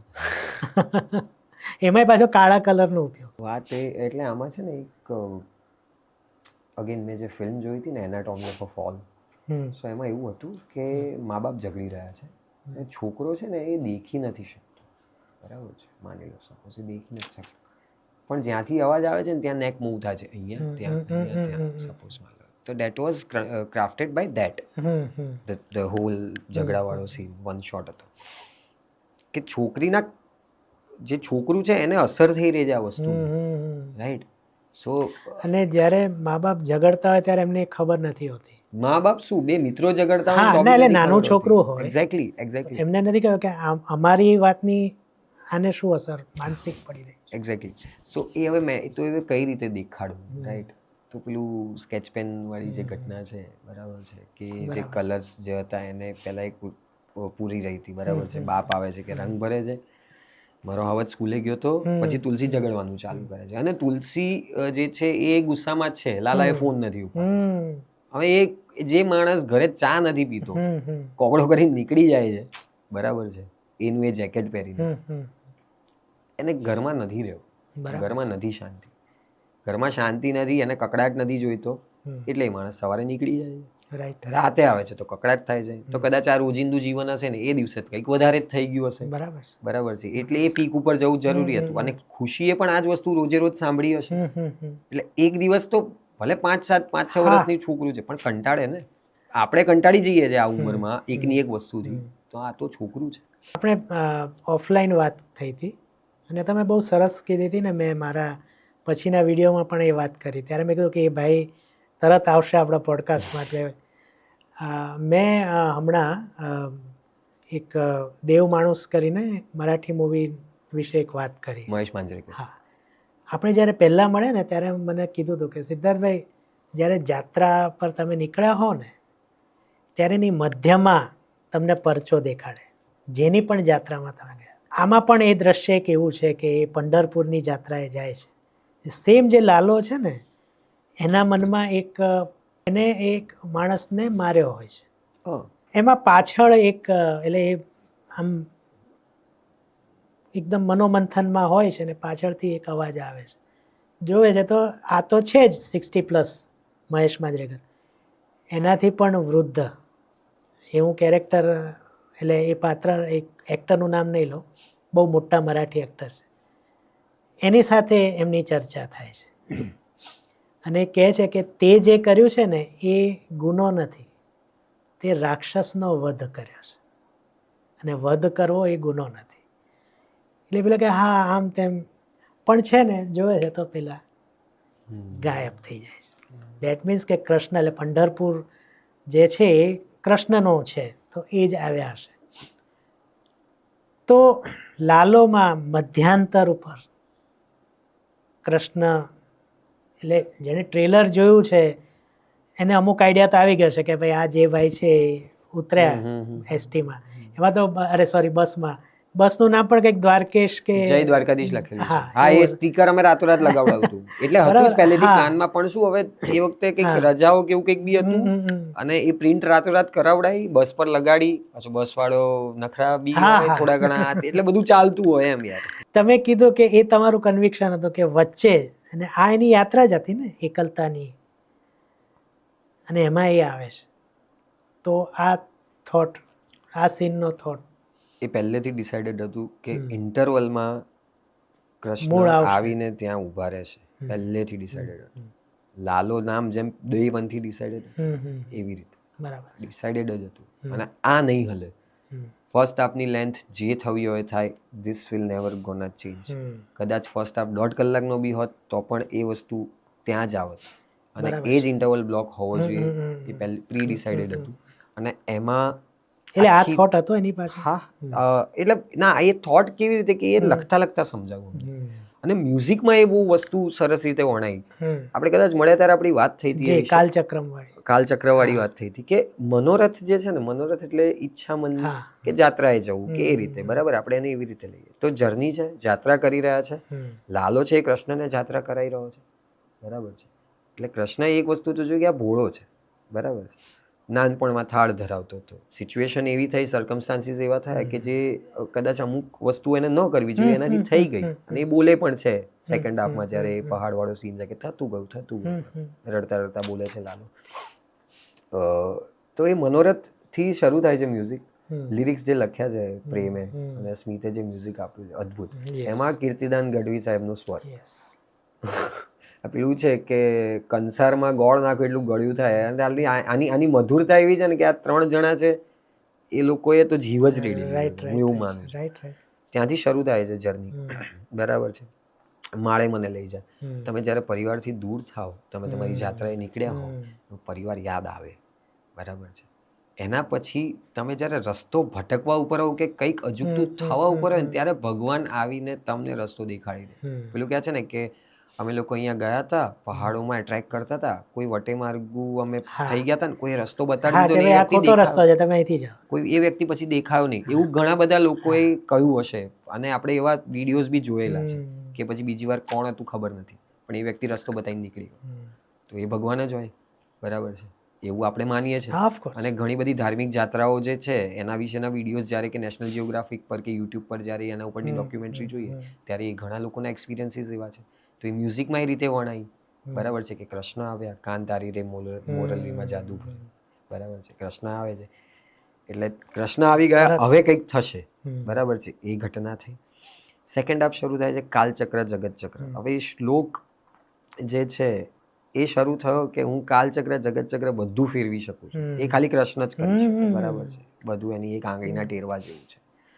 એટલે એ એણે શરૂ કર્યું ફેરવવાનું. ફરતા ફરતા એ ઘટના જે છે, પિક્ચર પતે છે, દ્વારિકાનો નાથ શરૂ થાય છે, એની પહેલાની પણ જે મ્યુઝિકલ બેકગ્રાઉન્ડ છે કાલચક્ર જગતચક્ર, જે જર્ની શરૂ કરી હતી ત્યાં લાલો જે ફસાયો હતો કે એને રિગાર્ડિંગ જેટલા લોકો અટવાયેલા હતા, ભગવાન આવી ગયા. તુલસીને એ કાન ગોપીરાસમાં જે કૃષ્ણ વેશ ધારણ કર્યો હતો એના રૂપમાં મળે, લાલાને એ મિત્ર રૂપમાં જે શરૂઆતમાં મળ્યા હતા એ જ રૂપ પ્રભુએ કન્ટિન્યુ કર્યું, બરાબર છે. અને સેકન્ડ હાફની અંદર કૃષ્ણએ આવીને સીધું જ પરચો આપી દીધો, પ્રસાદ જીવી ગયો, બરાબર છે. અત્યાર સુધી હતું પ્રાયશ્ચિત હતું, એનું વ્યસન છૂટી ગયું, આ છૂટી ગયું, પવિત્ર થઈ ગયો. પવિત્ર થઈ ગયો પછી પ્રભુએ સ્નાન બી કરાવડાવી દીધું, બરાબર છે. પાણી બી પીવડાવી દીધું, જમવાનું બી આપી દીધું, બરાબર છે. તો એણે આખું બધું ફેરવી નાખ્યું, દરેક ચક્ર એને ફેરવી નાખ્યા. બરાબર છે. અને ટુવર્ડ્સ ધી એન્ડ એના મનની જે વાત હતી કે તમે ક્યાં વયા ગયા હતા પ્રભુ, પ્રભુ તમે ક્યાં વયા ગયા હતા. બરાબર છે. એટલે અને જો પેલું ત્યાં છે ને પેલા ભાઈ બોલે બી છે, એ આપણા અજયભાઈ છે પ્રોડ્યુસર, કે કાનભાઈ ચલો મોડું થાય છે. તો હવે એ થોટ છે ને એ બહુ સિમ્પલ થોટ છે કે તમે દર્શન કરવા ગયા હો ને ક્યાંક, તો ભક્ત હોવ તમે, સામે ભગવાન છે, તમે એમને કંઈક કહેતા હો ને ત્યાંથી ચલો ચલો આમ તેમ, તો એ થોટ એ છે. બરાબર છે. કેવું થાય. અને બહુ બધા લોકો યાર દર્શન કરવા માટે એ થાય. એ 5 સેકન્ડ માટે તમે તમારા મનની વાત કઈ રીતે નીકળી શકો કે 1 મિનિટ પ્લીઝ મને હજી 5 સેકન્ડ, હજી 5 સેકન્ડ. તમારી વાતો તો પતવાની જ નથી. બરાબર છે. અને જ્યારે ભગવાન બોલવા આવે છે કે ભગવાન પોતાની કંઈક વાત કહેવા આવે છે પોતાના મનની, ત્યારે આપણને ઊંઘ આવી જાય છે. એ બી એક સીન છે પિક્ચરમાં. સો આ જે રિયાલિટીમાં જે થાય છે ને એને મેટાફોરિકલી કઈ રીતે એડ કરવું, સબસ્ટ્રેક્ટ કરવું, કે એમાં આપણે વધારે એનહેન્સ શું કરી શકીએ છીએ, આ બધી જ ચર્ચાઓ અમે લોકો સાથે ગ્રુપમાં બેસીને કરી. તો લાલોની જે બ્યુટી છે ને એ કદાચ દરેકનું યોગદાન જે રહ્યું છે ને વાર્તામાં, બરાબર છે, એના લીધે છે. બરાબર. અને પાછું એના મનનું જે હતું કે તમે ક્યાં વયા ગયા હતા, પ્રભુએ કીધું તે મને અહીંયા શોધ્યો તો હું તને મળી જાત. બરાબર છે. અગેન એના મનનું જે પણ વમળ હતું એ બી પ્રભુએ ફેરવી દીધું. બરાબર. અને પછી એ સરેન્ડર કમ્પ્લીટલી. એક સીન જેની રીલ બહુ બની છે, સંતરાવાળો, કે તમે સંતરા, હું એમાંથી એવું શીખ્યો કે સંતરું શું હોય કે તમે એનું કવર ખોલો એટલે છૂટું પડી જાય. તો મારો એટલે તમે કરેક્ટ કરજો કે જે તકલીફ હતી પછી જ બધું ધીમે ધીમે સરખું થતું જાય છે. એ સીન પછી મને જોઈએ તો 2-3 મહિના થઈ ગયા છે હવે. તો શું આ એક સંકેત હતો કે સંતરામાં ભલે એ કે મારી સામે કેમ ન જોતા, મારી સાથે કેમ વાત નથી કરતા, તો શું સંતરા ફોલે રાખો છો, પણ એ એની તકલીફો જે છે એની છૂટી પાડીને 1 by 1 દૂર કરતા. આવું હું સમજ્યો છું. પોડકાસ્ટ હું કરી રહ્યો છું તમારી સાથે, તમે કરી રહ્યા છો, હવે મને નથી સમજાઈ રહ્યું યાર. બહુ સુંદર એનાલિસિસ છે. કદાચ મેં બી આવું નથી વિચાર્યું. આવું થઈ શકે. એટલે થોટ એ હતો કે શું આપે, સંતરું આપી દીધું. કે અને બીજું કે કેવું છે કે સંતરું છે ને ખાટું મીઠું બંને છે. એટલે થોટ બેઝિક અમારો થોટ તમે કયો એ નતો, પણ બીજો થોટ એ હતો કે ખટાશ ને મીઠાશ બંને છે, વિટામિન સી છે, એનર્જી બી આવે છે એનામાં. એક્ઝેક્ટલી. બરાબર છે. અને પેલું હોય ને કે જે પ્રેમથી સમજાવે ને એ જરાક દારો પણ આપે, ખીજાય બી ખરું થોડું એવું. બરાબર છે. તો એ ખટાશ મીઠાશ બંને, અને એ એક મિત્રતાના રિલેશનશિપમાં હોય. જો પ્રભુના પેલામાં સ્માઇલ છે તો એ મીઠાશ થઈ ગઈ સંતરાની. લાલો જે છે એ મિત્ર તરીકે કહી રહ્યો છે કે કાઢતા તો છો નહીં, સંતરા ફોલે રાખો છો, સાંભળવું તો જોઈએ ને એમ. બરાબર છે. સો એમાં થોડી ખટાશ બી થઈ ગઈ. પછી એ જ સંતરા એ ખાઈ રહ્યો છે. બરાબર. એના પછી જ્યારે પ્રભુ પેલી બાઇક લઈને આવે છે and then he comes with milk, દૂધનો ગ્લાસ લઈને આવે છે, એન્ડ ધેન દે ટોક, ક્યાંથી આવે, શું કર્યું, આ તેને પછી બહાર લઈ જાય છે અને શાંત કરી દીધું. રાઈટ. હવે આ બી મિત્રો વચ્ચેની ઘટના હોય. આજે આપણે બંને મિત્ર હોઈએ ને તો આપણી કોઈ એવી જગ્યા હોય જ્યાં જઈને આપણે વાત કરીએ, અથવા તો તમે છે ને એ જગ્યાઓ રિપીટ ન કરવા માંગતા હોય ને તો તમારો મિત્ર એટલું સમજવું હોય કે તમને એક નવી જગ્યાએ લઈ જાય કે ચાલ આપણે અહીંયા જઈએ, બેસીએ અને ત્યાં તમે મન ખોલીને વાત કરો એની સાથે. તો એ પહાડવાળો સીન છે ને એનું સિમ્બોલાઇઝેશન છે. એ સીન અમે 4 દિવસથી મત થતા કરવા, નહોતો થતો કેમ કે અમે એક ગ્રીલ્સની વચ્ચે કરતા હતા. અને જ્યારે પછી એનું રિહર્સલ ઉપર કરવા ગયા અમે ટેરેસ પર, કે ઉપર જઈને આપણે રિહર્સલ કર્યા હતા, તો ફોન લીધો અને ફોનમાં એક રિહર્સલ શૂટ કર્યું. અને પછી એ જોયું ને એ ફીલ ખબર પડી કે યાર અહીંયા તો મન ખોલવાની વાત છે, આને બાંધવું ખોટું છે, આને ખોલી દઈએ. અને કૃષ્ણ જે ચમત્કાર કરી શકે છે યાર, હક કરીને એને કોઈ બીજી જગ્યાએ લઈ ગયો હોય વ્યક્તિ, એ કરી જ શકે છે, એ ભગવાન છે. આપણે સમજાવવાની જરૂર નથી, લોકો એક્સેપ્ટ કરેલા જ છે એમને વર્ષોથી, 5000 વર્ષથી એક્સેપ્ટેડ છે. તો બસ, તો એ આખો સીન ત્યાં ઓસરીમાં પણ કર્યો શૂટ, અને કટ્ટુ ફટાફટ ભાગીને બીજી જગ્યાએ ત્યાં ગયા પાછળ જ્યાં સનસેટ થઈ રહ્યો છે ધીરે ધીરે, ત્યાં પણ શૂટ કર્યો. હવે એ બંને એટલા માટે શૂટ કર્યા કે કદાચ ક્યાંક ઉપર નીચે થયું તો આપણી પાસે આ વસ્તુ હોવી જોઈએ. અને ભાઈ એક્ટર્સ, આ અઘરો છે સીન, આ બહુ અઘરો સીન. પરફોર્મ કરવું. તમે 4 દિવસથી મથતા હો, બરાબર છે, પહેલા દિવસનો જે ટેક હતો ને મને યાદ છે, સુવદ એક અલગ ટોન પકડ્યો હતો એ સીનમાં, અને એ એની અંદરનું બધું જે હોય કે ભાઈ રાખ્યો હોય કે ભાઈ કોઈ મલાઈન ફીલ હોય કે કંઈક કચરો હોય આ તે, તો he also get cleanse with the time. Because playing Krishna તો છે ને એમાં સફાઈ જોઈએ, અને એ સફાઈ સમયાંતરે થઈ જાય. તમે પ્લે કરતા હો ને જે કેરેક્ટર સાથે તમે જેટલું જોડાણ કરો ને, તો તમને જે અવરોધ હોય ને કેરેક્ટર સાથે જોડાવાના એક્ટરને, એ સમય સાથે નીકળતા જાય. રાઈટ. એ ત્યારે જ થાય જ્યારે એક્ટર ઓનેસ્ટ હોય. એ કરણ અને સુહદના પરફોર્મન્સ આટલા સુંદર દેખાય છે, તો એ બંને એક્ટરમાં ઓનેસ્ટી એટલી છે. And we have never bounded them કે આટલી જ લાઇનમાં રહેજો, આ જ ડાયલોગ બોલજો, આ જ રીતે બોલજો. એક્ટર છે એને એનું કામ ખબર છે, એ ભરોસો તો રાખવો જ પડે. કેમ કે એ એક્ટર્સે અમારા ઉપર ભરોસો રાખ્યો, એ એક્ટર્સે ફર્સ્ટ ટાઈમ ડિરેક્ટર ઉપર બી ભરોસો રાખ્યો છે. એવું તો નથી ને કે એ પહેલા એ લોકો એક્ટિંગ નથી કરી, બરાબર. એવું પણ નથી કે અંકિત એ પહેલા કંઈ ડિરેક્ટ નથી કર્યું છે. But when they are doing things together, તો એ ટ્રસ્ટ રાખ્યો એકબીજા ઉપર, અને એ ટ્રસ્ટ અને પ્યોરિટી ને ઓનેસ્ટીનું પરિણામ જે છે એ લોકોએ સ્ક્રીન પર જોયું. બહુ સરસ. એક સીન છે જે બધાના ધ્યાનમાં આવ્યો છે કે બંને લાલા બેઠા છે બેકગ્રાઉન્ડમાં, ને આગળ કૃષ્ણ અર્જુનને સમજાવે છે. શિપ ફોકસ હા, ફોકસ. તો હા, તો એ પણ આઈ થિંક પ્રી-ડિસાઇડેડ અને સામાન્ય, એટલે એ હતું. મને બહુ જે ગમ્યું ને એ, અને કારણ કે હું જેમ તમે કીધું કે ગીર ને એની ભૂમિ સાથે હું પણ બહુ જોડાયેલો છું.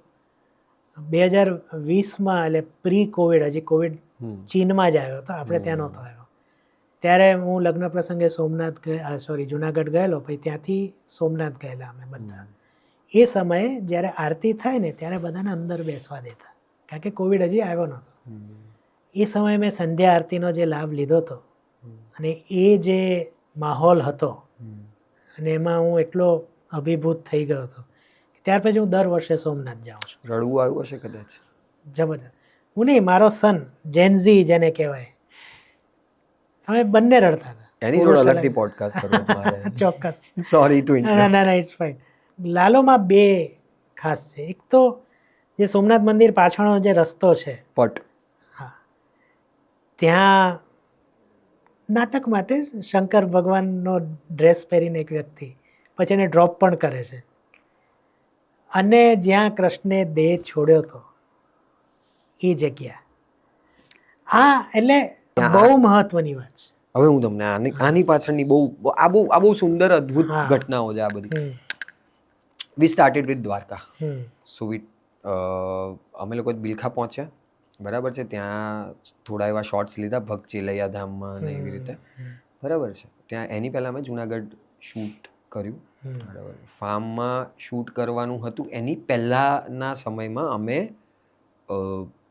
ધીસ થિંગ વી ડેડ, આપણે દ્વારકાનું અને દ્વારકા, સોમનાથ, માધવપુર, આ બધી જગ્યાએ અમે, કદમકુંડ જે છે ત્યાં, બરાબર છે, ત્યાં જ્યાં ભગવાનને પીઠી ચોડવામાં આવી કે સ્નાન કરાવવામાં આવ્યું હતું, પછી એ માધવપુરમાં લગ્ન થયા એમના રુક્ષ્મણીજી સાથે.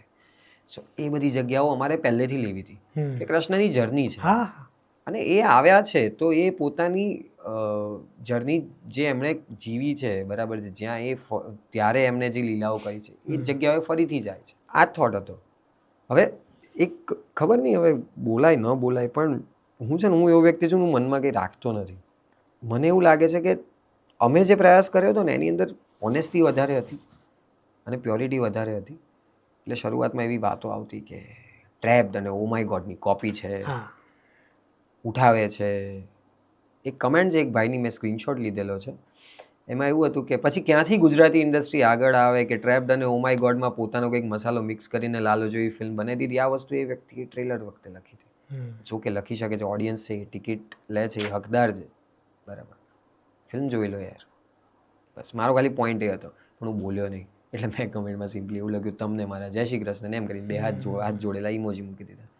એટલે મને એવું હતું કે અમે જે ઓનેસ્ટીથી બનાવ્યું છે ને, પ્લીઝ આ ઓનેસ્ટી ભગવાન પહોંચાડી દેજે લોકો સુધી, બસ. અને લાલો લખતા પહેલાં અથવા લાલોની રાઇટિંગ પ્રોસેસ એકદમ આમ પોઈન્ટ ટુ પોઈન્ટ શરૂ કરીને એની પહેલાં અમે oh my God, part 1, part 2 અને ટ્રેપ્ડ, આ 3 ફિલ્મ જોઈ કે આની નજીક આપણે જરાય નથી જવું. પ્રયત્ન એટલો એવો જ કરવાનો છે બધાએ કે આનાથી જેટલું બને તેટલું દૂર રહો. નથી કરવું અને આ જોઈતું જ નથી, કેમ કે એ એની રીતે એ ફિલ્મોની આગવી ઓળખ છે. તમે એમાંથી આમ ઉપાડીને અહીંયા કંઈક મૂકો એ ન ચાલે.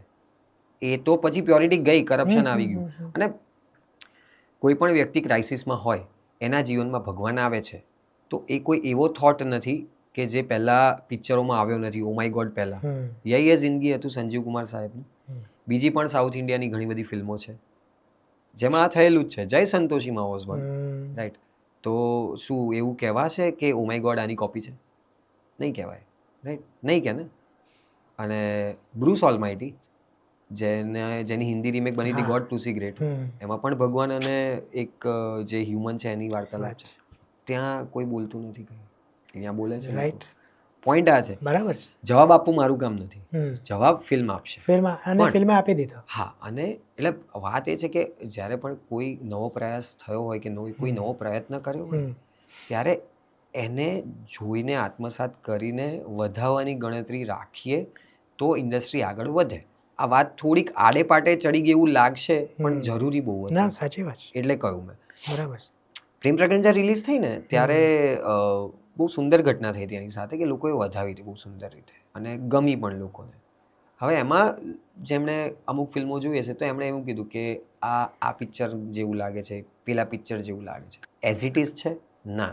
ઇટ મીન્સ કે સ્કૂલમાં જે બે છોકરા છોકરીઓ જાય છે એમના વચ્ચે કંઈક ઇમોશનલ કનેક્શન હતું, મિત્રતા હતી. તો એવું તો હજારો પિક્ચરોમાં આવ્યું છે.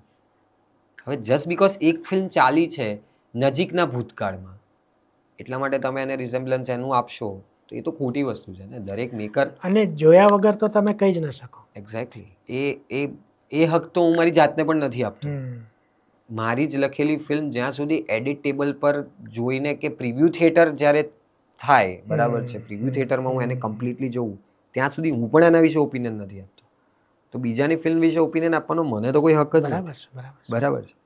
હવે આ જે શૂટની જે પ્રોસેસ રહી ને એના ઉપર આપણે પાછા આવીએ. વાત ખાલી એટલી જ હતી કે એ જે સોંગ જે છે મનમોહનમાં જે આ જર્ની છે, હવે તમે જુઓ કે કૃષ્ણ અને મહાદેવ એ જે હગ કરે છે એકબીજાને, બાળ શિવના રૂપમાં છે, બરાબર છે, એક સ્કૂલે જતો છોકરો છે, બરાબર છે. હવે એ જે હગ છે ને એ બહુ સિમ્બોલાઇઝ છે કે હરિના મનમાં હર છે ને હરના મનમાં હરિ છે. એ છે દરિયા કિનારે બે વાતો કરતા હોય છે. કંઈક ટિપિકલ જે શિવ બને છે ને, તમે કે એમને ડાયલોગ આપેલા કે જસ્ટ કે ના વાતો કરો અમે શૂટ કરીએ છીએ, ટોક કંઈક આમ કંઈક કરે છે. એટલે હું મારા મતે એવું માનવું છે, એટલે મેં એવું વિચાર્યું છે એ જોઈને કે સોમનાથ ગયા કૃષ્ણ ભગવાન, હવે છે ને એ જે પટ્ટો છે ને હવે તો ઘણું બધું ડેવલપ થયું, ત્યારે એ બધું બનતું હતું અમે જ્યારે શૂટ કરવા ગયા ને ત્યારે.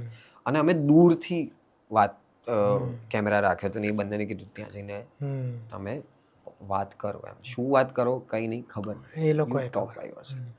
મારા મતે એવું છે કે જેમ હું એવું માનું છું કે જેમ કૃષ્ણલાલાના જીવનમાં આવે ને એ કદાચ સ્કૂલના કોઈ છોકરાના જીવનમાં શિવ બી આવ્યા હશે, હુ નોઝ. અને કદાચ એ બંને પોતપોતાના એક્સપિરિયન્સીસ શેર કરતા હશે કે જો અત્યારે કૃષ્ણ એવું કહેતા હશે કે લાલા સાથે અત્યારે આવું થઈ રહ્યું છે, તમારે શું ચાલે છે? તો કે ના, ત્યાં કોઈ એવું બાળક છે એના સાથે આવું કંઈક થઈ રહ્યું છે, અથવા તો લાલાના જીવનમાં શું ચાલે છે એવું પૂછતા હશે. બરાબર છે. રીઝન એ બી છે. અને બીજું, જ્યારે લાલભાઈ આવે છે પહેલી વાર ઇન્ટરવલ પછી, પી લીધું પાણી કે તમને ભગવાને જ મોકલ્યા છે, મહાદેવ, લાલો બોલે છે. લાલાના ઘરની બહાર શિવ મંદિર છે જ્યાં પોઠીઓ છે, નંદી છે, બરાબર છે. સો એ બધી જ ઘટનાઓ માઇન્ડમાં હતી, આપણે શૂટ કરેલું હતું એટલે એનું કનેક્શન છે ને બહુ અલગ રીતે સ્પિરિચ્યુઅલી સ્ટ્રોંગ બેસે છે. અને અમુક ઘટનાઓ કેવી હોય કે જ્યારે સ્પિરિચ્યુઆલિટીમાં તમે ફ્લો કરતા હો ને તો એ અવ્યક્ત થઈ જાય, યુ કાન્ટ ડિફાઇન ધેટ, એની વ્યાખ્યા ન કરી શકો તમે.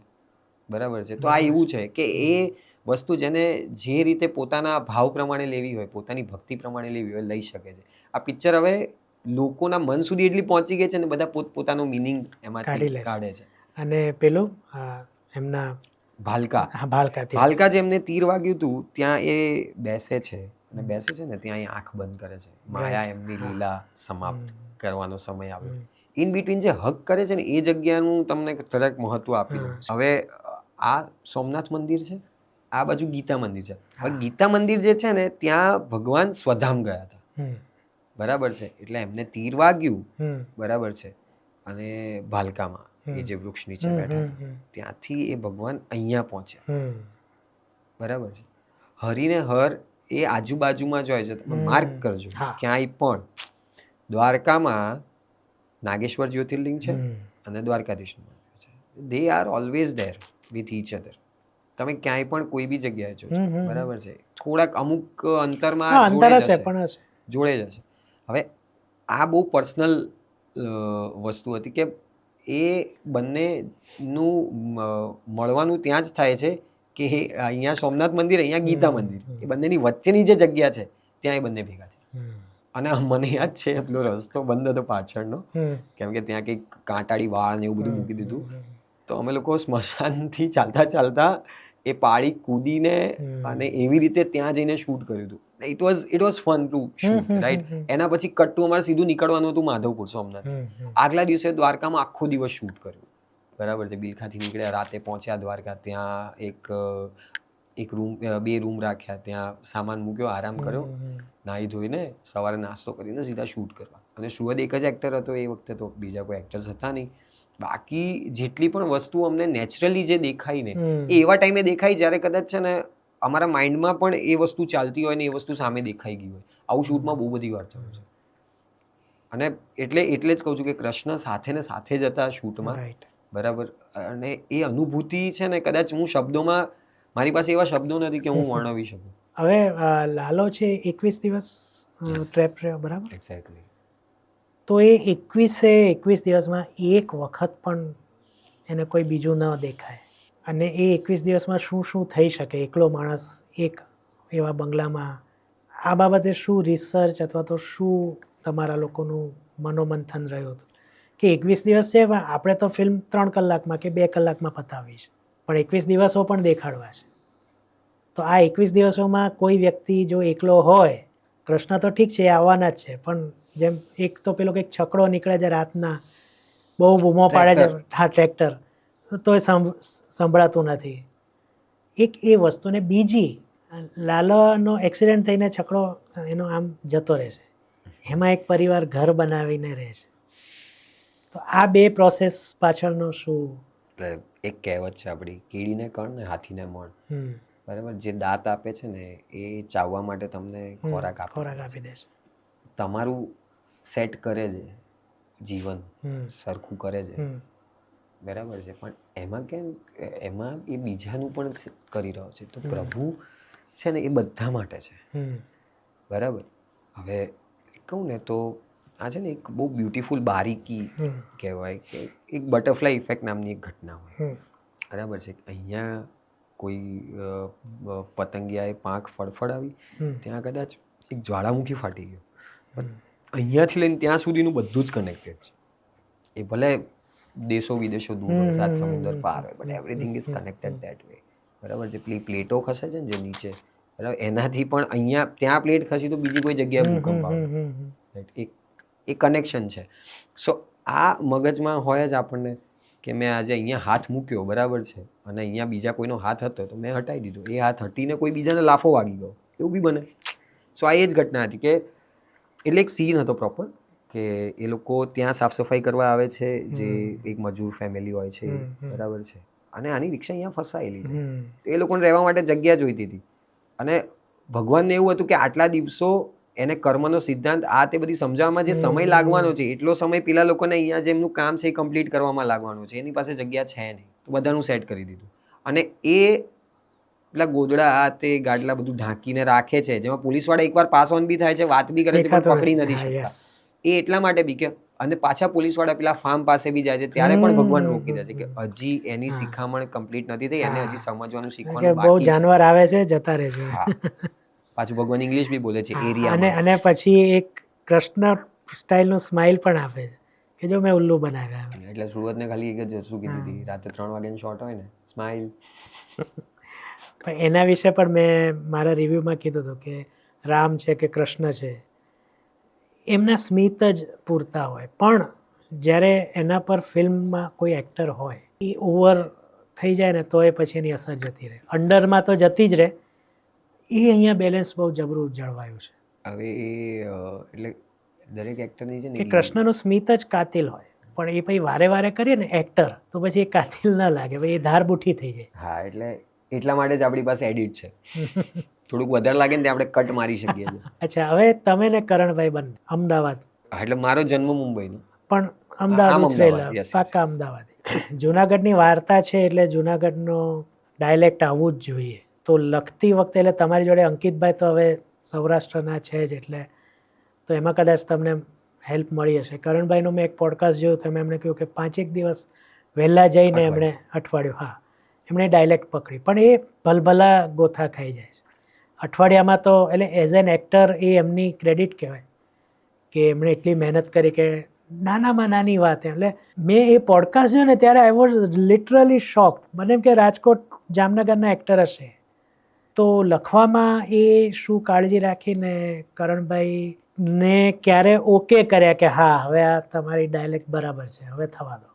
એટલે છે ને એને છોડી દીધું, તારી રીતે જોઈ લે. હમ. એ ટ્રસ્ટ.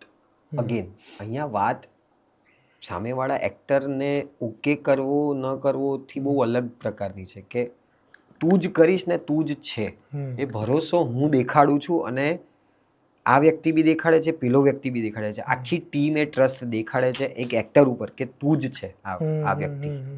બરાબર છે. સુહદને એ ભરોસો દેખાડો કે તું જ કૃષ્ણ છે, તું નહીં બીજું કોણ. 2 દિવસ પહેલા એને ના પાડી દીધી કે મારે નથી કરવું, આમ થશે, કંઈક રિસ્ક લાગે છે, આ તે એને થાય, એક એક્ટર તરીકે થાય, પણ એને એ ટ્રસ્ટ આપવું. સો એ ટ્રસ્ટ કરણ માટે સ્પેશિયલી એ ટ્રસ્ટ. અને તમે જ્યારે કોઈ વ્યક્તિ ઉપર પૂર્ણ ભરોસો મૂકો ને, અને વ્યક્તિ જો એ વાતની મહત્વતા સમજતો હોય, બરાબર છે, એ વ્યક્તિમાં એટલી મેચ્યોરિટી અને સમજણ હોય, અને હું હંમેશા કહું છું કરણ મારાથી વધારે મેચ્યોર અને વધારે સમજુ છે. I learn from him so many times. વ્યવહારિક જ્ઞાન એને જે છે ને એ હજી આજે પણ હું શીખી રહ્યો છું એની સાથે, ભલે મારાથી 2-3 વર્ષ નાનો છે, 2.5-3 વર્ષ, છતાં બી. એટલે કરણને આ વસ્તુ કરવા માટે છે ને કહેવું ન પડે, કેમ કે એ થિયેટરમાં વર્ષોથી આ પ્રોસેસ કરતો આવ્યો. એને તમે 70sનું કેરેક્ટર આપી દો ને ત્યારની ડાયલેક્ટ પકડવાનું કહો કે એ બોડી લેંગ્વેજ પકડવાનું કહો, હિલ વર્ક ઓન દેટ, અને એ ટાઈમ લેશે એનો. અને એના નાટકો પણ એને જે ભજવ્યા છે, કે કુમારની અગાશીમાં એણે બિપિનનું પાત્ર ભજવ્યું હોય, ઉર્ફે આલોમાં જ્યારે એણે દિનેશભાઈ વાઘેલાનું પાત્ર ભજવ્યું હોય, કે વૈભવ જોશી નામનું એક પાત્ર એણે ભજવ્યું હતું ઘોડિયાનો વેશમાં, બરાબર છે.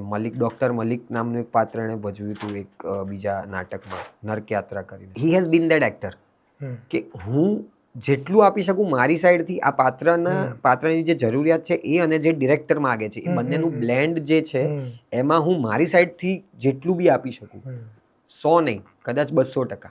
ડિરેક્ટરને જે જોઈએ છે એ 100, અને આ પાત્રની જે ડિમાન્ડ છે એ 100, બંને ભેગું કરીને 200% હું મારી સાઈડથી આપીશ. પછી જે પ્રમાણે કહેવામાં આવે, પણ first approach I will go with this, બરાબર છે. અને એક એ છે ને એની બ્યુટી છે કે એના માટે ક્રાફ્ટ, કામ, એક્ટિંગ આ ભગવાન જ છે. એમ કે એને ઘણા પોડકાસ્ટમાં કહ્યું છે કે તમારા માટે કૃષ્ણ કોણ, કે મારું કામ, મારું ક્રાફ્ટ અને મારી મમ્મી, આ મારા ભગવાન, મારા માટે કૃષ્ણ આ છે. બરાબર. સો એ આજનું નથી, જસ્ટ બિકોઝ આ ફિલ્મ થઈ એમાં કૃષ્ણ છે એટલે નહીં, પહેલેથી એવું છે. બરાબર. એ સ્પિરિચ્યુઆલિટી, ભક્તિ સાથે બી એટલો જ જોડાયેલો છે. પણ કેવું હોય કે અપને મુંહ મિયાँ મીઠું નહીં બનના હે, જરૂર જ નથી. બરાબર છે. હું તો કેમ કે મેં તો એને જન્મ્યો ત્યારથી જોઉં છું, બરાબર છે. હું 2.5 વર્ષનો હતો જ્યારે એ એક પહેલો દિવસ એને ધરતી પર એનો હતો ને ત્યારે, તો હું એને આટલા વર્ષોથી જોતો આવું છું. So I understand him way more than anybody else. બરાબર. હવે કોન્ટ્રોવર્સી કહીએ કે થોડો નેગેટિવ ફિલ્મ વિશે જે કહે છે, હવે હું તમે બધા આપણે માનીએ છીએ કે કૃષ્ણ તો બધાના છે, એ દુર્યોધનને નારાયણી સેના પણ આપી શકે છે, અને અર્જુનને સારથી પણ બની શકે છે. સોશિયલ મીડિયામાં એવી વાત ફેલાઈ હતી કે આવા દારૂડિયા માટે થોડા કૃષ્ણ આવ્યા હોય, પણ હું એવું માનું છું કે જેમ મેં કીધું એ પ્રમાણે દુર્યોધનને સેના આપી, તો કૃષ્ણને હશે કે ભાઈ આ વ્યક્તિને મારે આમાંથી બહાર કાઢવો છે, તો એ આવ્યા. તમે કહ્યું કે એનું ભોળપણ ને બધું જોઈને એક બીજો વ્યૂ મારો એ પણ છે કે કૃષ્ણ ખરેખર તુલસી માટે આવ્યા, કે તુલસી આટલી એણે એનું ઘર છોડ્યું આ વ્યક્તિ માટે. સારા એટલે પામતા પહોંચતા ઘરમાંથી એ સાવ ગરીબ રિક્ષાવાળાને ઘરે આવી એડજસ્ટ થઈ. આ વ્યક્તિ એડજસ્ટ નથી થતો. જે ઝઘડા થાય છે એનું મૂળ કારણ શું છે? તો ભાઈ દીકરીનું ઓપરેશન માટે એણે જે વ્યાજે પૈસા લીધા હતા ત્યારથી એ ભાઈ આડે પાટે ચડ્યા.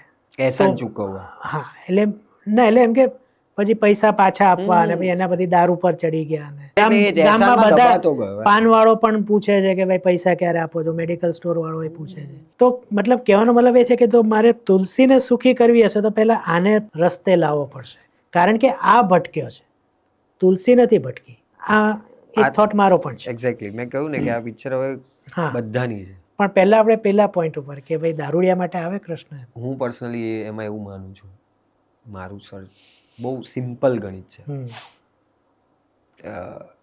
લોકો જ્યારે ટ્રેલર જોઈને એવું બોલતા હતા કે ઓ માય ગોડ સાથે આમ છે કે ઓ માય ગોડ એને ટ્રેપની કોપી છે, આવું છે તેવું છે. ઠીક છે, બોલી શકે, પોતાનો વ્યૂ છે યાર, સબ્જેક્ટિવ વસ્તુ છે, તમે પોતપોતાની વેવલેન્થ પ્રમાણે માણસ વિચારી શકે. હવે છે ને કાનજીલાલજી મહેતાનું જે પાત્ર છે ને, સુંદર રીતે લખાયેલું, સુંદર રીતે ભજવાયેલું ને સુંદર પિક્ચર.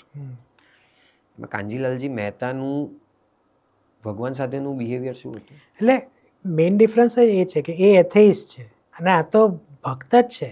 કારણ કે જ્યારે પુરાય છે પેલી બધી મૂર્તિ હોય છે તો એને પણ સાફ કરે છે કે હાથ અડી જાય છે કે એવું કંઈક. એક્ઝેક્ટલી. હવે એની સાથે વાતો કરે છે. ભક્ત જે છે ત્યારે ભગવાને બી એને પૂછ્યું કે આ સવાલનો જવાબ છે ને પિક્ચરમાં જ છે. તમને પેલો સીન યાદ તે લાલા બધું સરસ ચાલતું હતું, તે કેમ કર્યું આવું? તું તો યાર મારો ગમતો વ્યક્તિ છે, તે કઈ રીતે આવું કરી દીધું? અને કીધું કે નાનપણમાં ભોગ ધરાવતો. હા, ત્યારે તે મને જમાડ્યો, આજે મેં તને જમાડ્યો.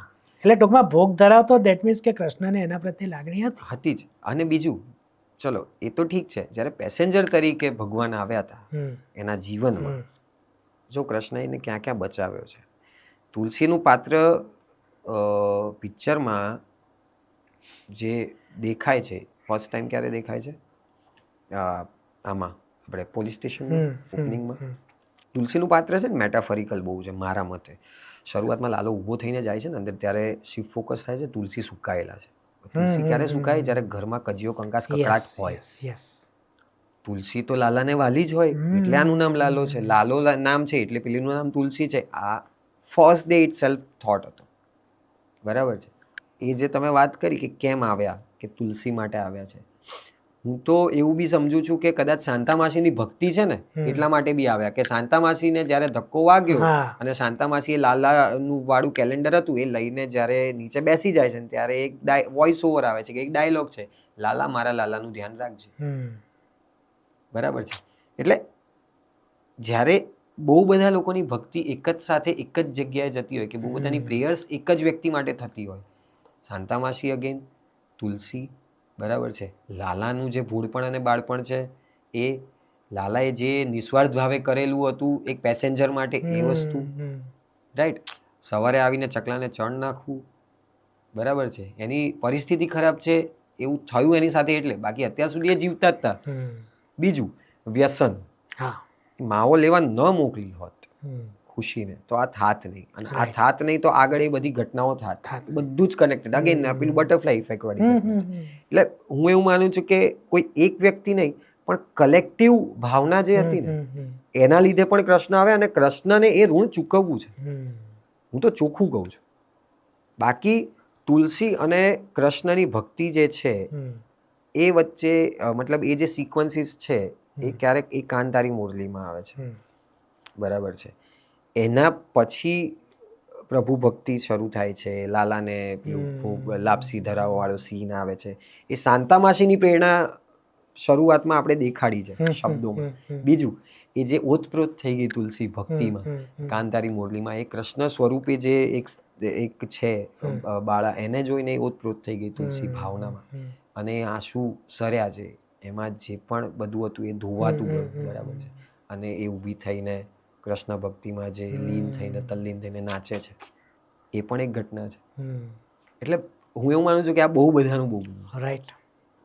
આ એક વ્યક્તિ કે એક વસ્તુ વિશેષ હોય ને એવું મને નથી લાગતું. બરાબર.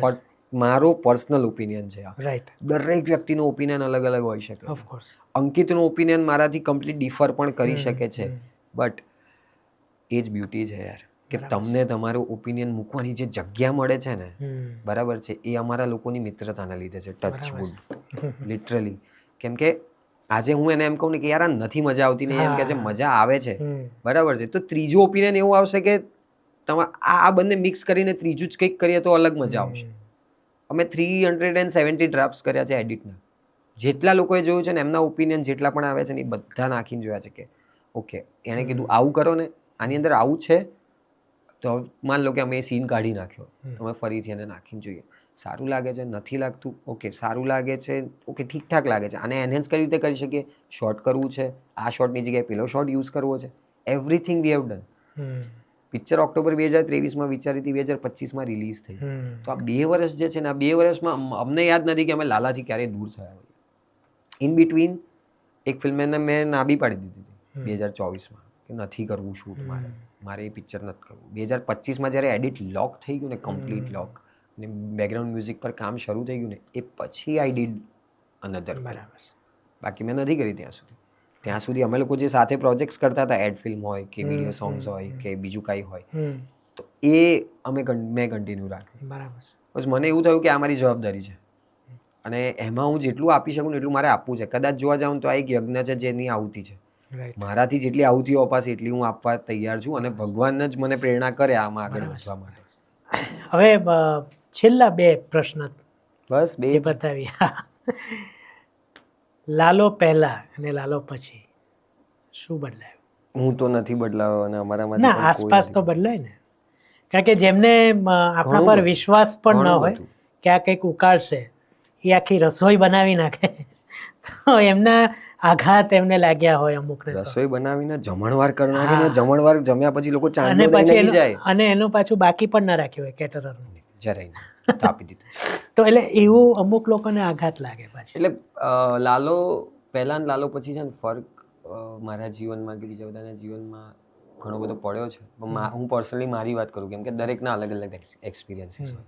ઇન્ડસ્ટ્રીમાં લોકો બોલાવતા થયા છે, આવો બેસીએ, ચા પીએ, લખીએ. સિનિયર્સની મારા તરફની જે પેલી હતી ને જોવાની રીત, એમાં છે ને એ લોકોને ફેથ જે હતો ને કે આ કંઈક કરશે, તો એમના મોઢા ઉપર સ્માઇલ આવી ગઈ કે આણે કર્યું, આ વ્યક્તિએ કર્યું એમ. અને મારા સિનિયર્સ છે ને મારા માટે હું કહું ને કે થિયેટરમાં એકાદ બે નામ આપી શકાય? અંકિત ગોર, એની ડે અમારે ત્યાં આવી ગયા છે. બહુ ગમતા વ્યક્તિઓમાંના એક છે. ચિરાગ સર. અને જ્યારે મને યાદ છે મેં 2 વ્યક્તિઓને પર્સનલી કોલ કર્યા છે લાલોનું ટ્રેલર રિલીઝ થયું ત્યારે, સ્પેશિયલી એક ચિરાગ સર ને એક અંકિતભાઈને, કે યાર 2014-15માં એ જે સમય હતો ને, તમે લોકોએ હાથ પકડ્યો છે મારો એ સમયે, અને હું શીખ્યો છું તમારી પાસેથી. તમારા વિડીયો જોઈને તમારું વાંચન, તમારું લખાણ જે છે એ વાંચીને શીખ્યો છું. એટલે ક્યાંક ને ક્યાંક તમારું બહુ આગવું મહત્વ છે મારા જીવનમાં. બરાબર છે. મારા મિત્રો જે છે, નાનપણના મિત્રો, એ લોકોને છે ને મારી સક્સેસ અને ફેલિયરથી કોઈ લેવા દેવા નથી. મારી પાસે બસની ટિકિટના 13 રૂપિયા ન હોય ને ત્યારે પણ એ લોકો માટે હું એટલો જ ઇમ્પોર્ટન્ટ હતો. એ લોકોમાં કોઈ ચેન્જ નથી આવ્યો. ચેન્જ આવ્યો છે ને એવા ઘણા બધા લોકો છે, પણ મારે એ લોકો સાથે મારે એ લોકો વિશે વાત પેલી રીતે નથી કરવી. પણ જે લોકો નથી બદલાયા ને, પહેલા પણ અને પછી પણ, જે લોકો માટે હું એટલો જ ઇમ્પોર્ટન્ટ હતો કે જ્યારે મારા ખિસ્સામાં 1 રૂપિયો હતો, બરાબર છે, અને હું મારી સ્ટ્રગલમાં લાગેલો હતો, અને હું એને સ્ટ્રગલ કહેતો પણ નથી, કેમ કે દરેક વ્યક્તિએ ઇનિશિયલ ફેઝમાં આ બધું વેઠવું પડે, અને એ જેટલું જલ્દી વેઠી લે ને એ વધારે સારું. બરાબર. તો શું છે કે તમારે સમય જેમ જેમ આગળ વધે ને તમારામાં પરિપક્વતા આવતી જાય ને, તો તમને બધી જ વસ્તુઓ નોર્મલ લાગતી જાય. સાચી વાત. અને નોર્મલસી તરફ તમે કોઈ મોટી સફળતા કે કોઈ મોટી સિદ્ધિ તમને નેગેટિવ રીતના અસર ના કરે કે હા મેં કંઈક કરી દેખાડ્યું. એટલે પેલી જે વાર્તા છે ને કે પરિશ્રમ એ જ પારસમણી, કહેવત કે સિદ્ધિ તેને જઈ અરે જે પરસેવે નાય, એ પરસેવો એકચ્યુઅલીમાં ગંગાજળ જ છે. તમારી અંદરની નેગેટિવિટી કે આસપાસની જે નેગેટિવિટી કદાચ હાવી થઈ ગઈ હોય ને, તો એ તમે પરસેવાથી ધોઈ નાખી. રાઈટ. હું એવું માનું છું. અને કદાચ અમુક જે લોકો છે જેના વલણ બદલાયા છે, તો એ પોઝિટિવ રીતે હું લઉં છું કે હજુ પણ અમુક લોકો એવી રીતે જે ટોન્ટ હોય ને આવતા હોય ઘણી વાર, હું એમની જ વાત કરતો. અને એ તો એવા એકચ્યુઅલી આઘાતમાંથી આવ્યો કે આ કેવી રીતના, અમે તો આવું વિચાર્યું જ એક નહોતું. ફિલ્મ કરી હતી સુંદર વ્યક્તિ, એમના ડિરેક્ટર બહુ જેન્યુઇન વ્યક્તિ અને હમ્બલ. હવે એ હું તમને એ જે સમય હતો ને ત્યારે આઈ was going through financial turmoil. અને તમે એમાં શું ભૂમિકા ભજવી? હું એમાં આર્ટ અસિસ્ટન્ટ હતો. આર્ટ અસિસ્ટન્ટ એટલે સામાન, ઓય પેલું અહીંથી એમ મૂકી દેતો, એ સાંભળવાનું હોય અને એ કરવાનું હોય. અને એ પહેલા હું ક્રિએટિવ ડિરેક્ટર તરીકે કામ કન્ટિન્યુ કરતો હતો. બરાબર. But just because of the financial turmoil I had to do that. અને મને એનો કોઈ અફસોસ નથી. પણ મેં છે ને ત્યાં એક બહુ મસ્ત વસ્તુ નોટિસ કરી. એટલે હોય દરેક અલગ અલગ ટીમના જે હોય એચઓડી, અને એ એચઓડીનું તમારી પાસેનું જે વલણ હોય, તમે તમારી જે આ પોસ્ટ છે ને એના લીધે છે ને એ વલણ ચેન્જ થતું કે એનું બિહેવિયર તમારી સાથે નીચલી કક્ષાનું બિહેવિયર તમારી સાથે કરવામાં આવે. વ્યક્તિઓના નામ નથી લેવા.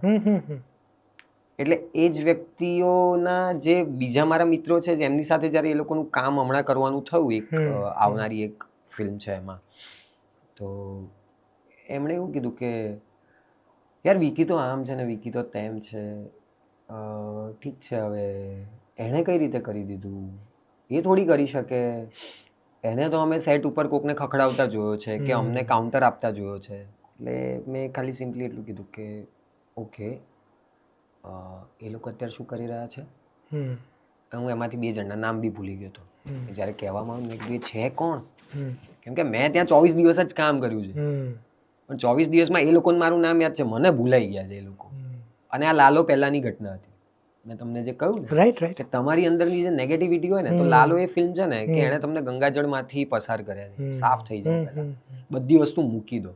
તો કદાચ છે ને એ હ્યુમિલિએશન જે છે ને એ જે તે લોકોએ જે કર્યું હતું, અગેન નામ નથી લેવા મારે, સમજી જ જશે, પણ એ હ્યુમિલિએશન કદાચ છે ને એ એવું હતું કે મારી અંદરની જે કદાચ નેગેટિવિટી હતી એ લોકોએ હ્યુમિલિએટ કરીને ગંગાજળ છાંટીને એને સાફ કરી નાખી. પછી હું લાલો શૂટ કરવા. That's good actually. ઓફકોર્સ તમને કોઈક ધક્કો મારીને કાઢી મૂકે ને એનાથી મોટી ઘટના કે એનાથી મોટું મોટિવેશન કોઈ હોતું જ નથી. ચલ નીકળ અહીંથી, એ વધારે ઇમ્પોર્ટન્ટ છે. કેમ કે સાચવવા વાળા તો છે જ, એ તો સાચવવાના છે, તમને ખબર પણ છે, પણ જે ધક્કો મારે છે એને ભૂલાતો નથી, અને એ ન જ ભૂલવું જોઈએ.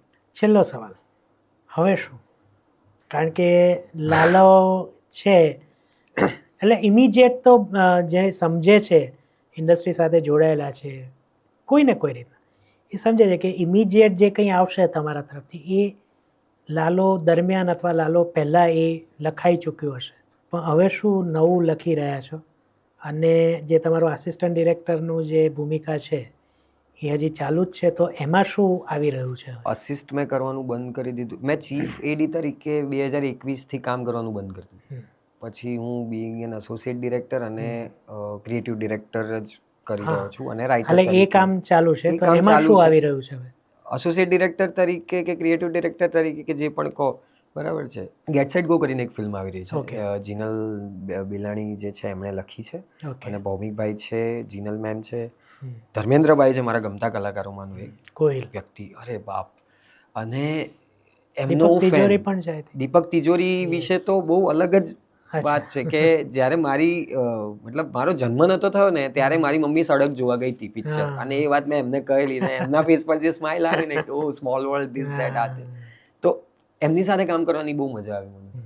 કેમ કે ઓબ્વિયસલી મારા માટે તો યાર હું એમને પર્સનલી ક્યારે મળ્યો ન હોઉં, સીધા જ રીડિંગમાં બેઠા હોય, સેટ પર સાથે કામ કર્યું હોય, કે આપણે કે સર તમારો શોટ રેડી છે આ તે, અને એ કોમ્યુનિકેશન થાય તમારું, અને એ એટલા જ વાલથી તમને કે તે નાસ્તો કર્યો, જમ્યો તું, તો જરૂર નથી એ વ્યક્તિને પૂછવાની, but he does that, right?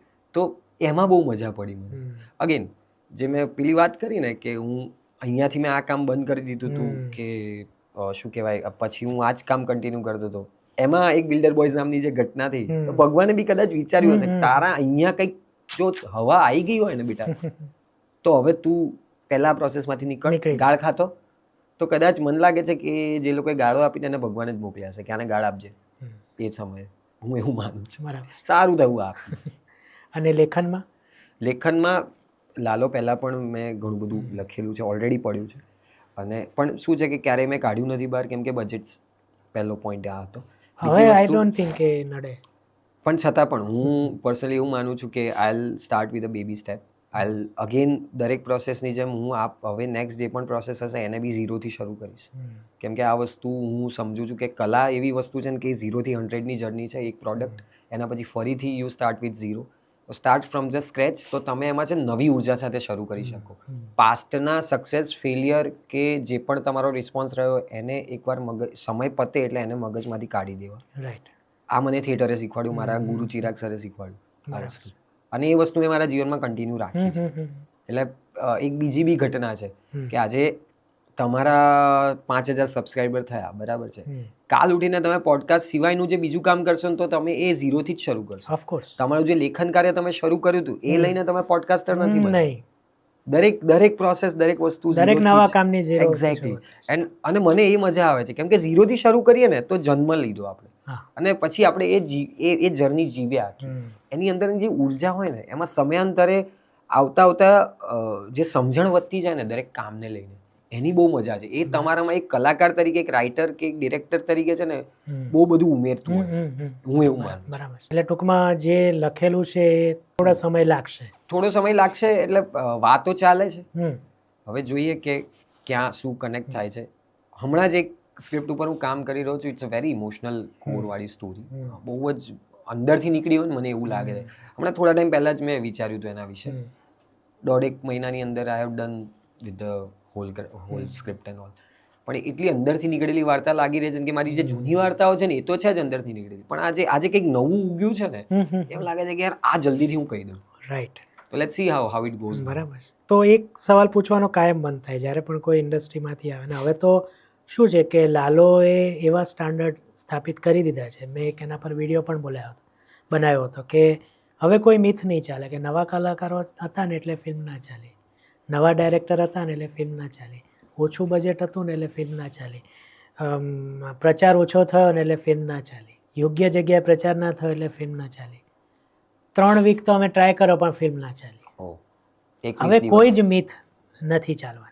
તો આ બધું ધ્યાનમાં રાખીને તમે હવે ગુજરાતી ફિલ્મ ઇન્ડસ્ટ્રીનું ભવિષ્ય નેક્સ્ટ 5 વર્ષમાં શું જુઓ છો? 2030 સુધીમાં.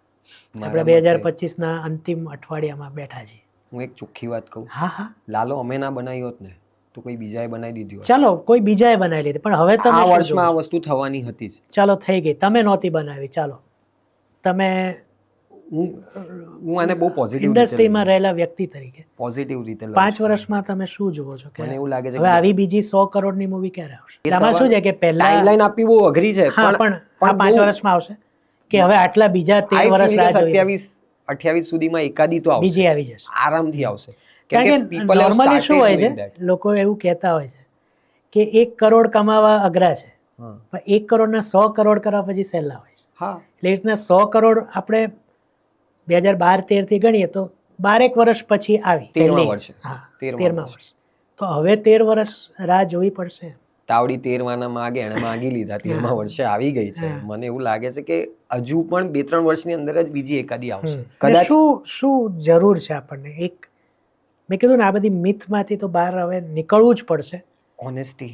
ઓનેસ્ટી અને બીજું કંઈક કે આ જ ગમે, અને બીજું એક કે ભાઈ રિવરફ્રન્ટ સિવાયની વાર્તા નથી ચાલતી, એ પણ લાલોએ દેખાડી દીધું. એટલે હું એવું કહું ને તમને તો એક બહુ સુંદર ફિલ્મ છે જેને રિવરફ્રન્ટ સાથે કોઈ લેવા દેવા નથી કે અમદાવાદ સાથે કોઈ જ લેવા દેવા નથી, પણ એ પિક્ચર બહુ સરસ ચાલી હતી. હેલ્લારો રેવા ચાલી. રોંગ સાઈડ રાજુમાં અમદાવાદ હતું. રોંગ સાઈડ રાજુ બહુ સુંદર. તો અમદાવાદ એક કેરેક્ટર હતું. હા, સોંગ રે રે રે રે રે જિંદાબાદ રે અમદાવાદ, બરાબર. આ બધી ફિલ્મો ચાલવાના કારણ. કચ્છ એક્સપ્રેસ સુંદર ફિલ્મ, અને ગમતા અભિનેત્રીમાં માનસીબેન એમાં, બરાબર છે. અને સો એ બધી film, for that matter Saiyar Mori Re, એ નામ લેવું જ પડે, બરાબર છે. એ વ્યક્તિએ કાઠિયાવાડી લેંગ્વેજને કે જે ગુજરાતની કલ્ચરલ રૂટેડ ભાષાઓ છે એનો જે મજાક ઉડતો હતો છતાં પણ હી ટુક અ સ્ટેન્ડ કે મારે મારી ભાષામાં વાત કહેવી છે યાર. ગમી લોકોને. ઓનેસ્ટીથી કામ કર્યું એક્ટર્સે. માઇકલે સુંદર અભિનય કર્યો, મેહુલે બહુ સરસ કામ કર્યું એમાં. મેહુલ ગમતો વ્યક્તિ, ગમતો મિત્ર મારો, અને બહુ સુંદર રીતે કહેવાય વાત અડી લોકોને. તમે ઓનેસ્ટીથી કરો ચાલે. ધુરંધર હમણાંનો કિસ્સો યાર, એ મતલબ 2 વર્ષ આપી દીધા, 2-2.5 વર્ષ જે બધાએ ફિલ્મ જોઈ, બધાને ગમી, હું તો એને એનાલિસિસ માટે સ્ટડી મટીરિયલ માનું છું એ ફિલ્મ. યાર મારે કંઈક આવું સ્પાય વાળું કરવું હોય તો હું તો આમાંથી 4 વાર જોઈને હું શીખીશ એને સ્ક્રીન પ્લે કઈ રીતે કંડાર્યો હશે, આખો આટલા કેરેક્ટર્સ આ તે. Again honesty, that speaks. જે લોકો ઓનેસ્ટીથી કરે છે ને, કદાચ હું જોઉં એની સામે કે ન જોઉં, પણ ભગવાન જોતો હોય છે. અને એ ભગવાન છે ને એ ટિકિટ લેનારાના મનમાં વસે ને એ થાય. એટલે તમે કીધું ઓનેસ્ટી અને ફિલ્મ સારી તો હતી જ, કોઈ સવાલ નથી. ટૂંકમાં એ મિથ પણ તૂટી છે કે ગુજરાતી ફિલ્મ કોઈ જોતું નથી. ના, જોવે છે. અને એક રીલમાં તો પોલેન્ડવાળા બે એ હસબન્ડ વાઈફ હતા, ખાલી સબટાઇટલ જોઈને અભિભૂત થઈ ગયા ફિલ્મથી. તો એ છે. One of my friend was in Canada, એની જોડે એક હૈદરાબાદી વ્યક્તિ હતો, એ તેલુગુ સ્પીકિંગ છે, એને હિન્દી બી નથી આવડતું, શી ડઝન્ટ અન્ડરસ્ટેન્ડ હિન્દી. એ લાલોનો આલ્બમ રોજ સાંભળે છે લૂપ ઉપર. એને નથી, ભાષા જ નથી ખબર આપણી. અને જે વ્યક્તિને હિન્દી નથી આવડતું, તેલુગુ તૂટલું ફૂટલું બોલે છે because she is born and brought up in Canada. Right. એને પોતાની ભાષા પણ થોડીક અઘરી લાગે છે બોલવાની, સમજવાની. બરાબર છે. એ તેલુગુ ફિલ્મો પણ સબટાઇટલ વાંચીને જુએ છે, કેમ કે અમુક વર્ડ્સ એને પણ તળપદા તેલુગુ શબ્દો નથી ખબર પડતા, જેમ આપણા પણ ગુજરાતી તળપદા શબ્દો ન ખબર પડે. આ તાકાત છે કલાની. વિકીભાઈ, આપણે લગભગ 1.5 કલાકથી વાત કરીએ છીએ. હા, અને 1.5 કલાક મેં લાલોના ખૂબ વખાણ કર્યા, એમના વિશે બહુ પોઝિટિવ કીધું. હવે એક 3 મિનિટ મારી ચેનલ માટે એક 2 પોઝિટિવ વાત કરો અને લોકોને કહો કે ભાઈ જોડાય ચેનલ સાથે, ને તમારો અનુભવ કહેજો. જો પહેલી વસ્તુ, સીટ ટોક્સ જે ઘટના છે, અને મારે આમ સામે જોઈને બોલું ને થોડું કેમેરા કોન્શિયસ થઈ જતું, પણ I am trying for the first time because try your best. તો હવે સીટ ટોક્સમાં આવીને મજા જે આવી ને, એમાં પહેલી વસ્તુ તો આગતા સ્વાગતા જે થાય છે, અને જે ચા પીવડાવવામાં આવે છે. ચા મેઇન છે. એટલે બધાને નથી પીવડાવી, એટલે સોરી, પણ ફરી વાર આવજો. આ લગભગ 72મો એપિસોડ 73મો થશે. 73મો થશે. હા, એમાં બહુ ઓછા લોકોને ચા પીવડાવી છે.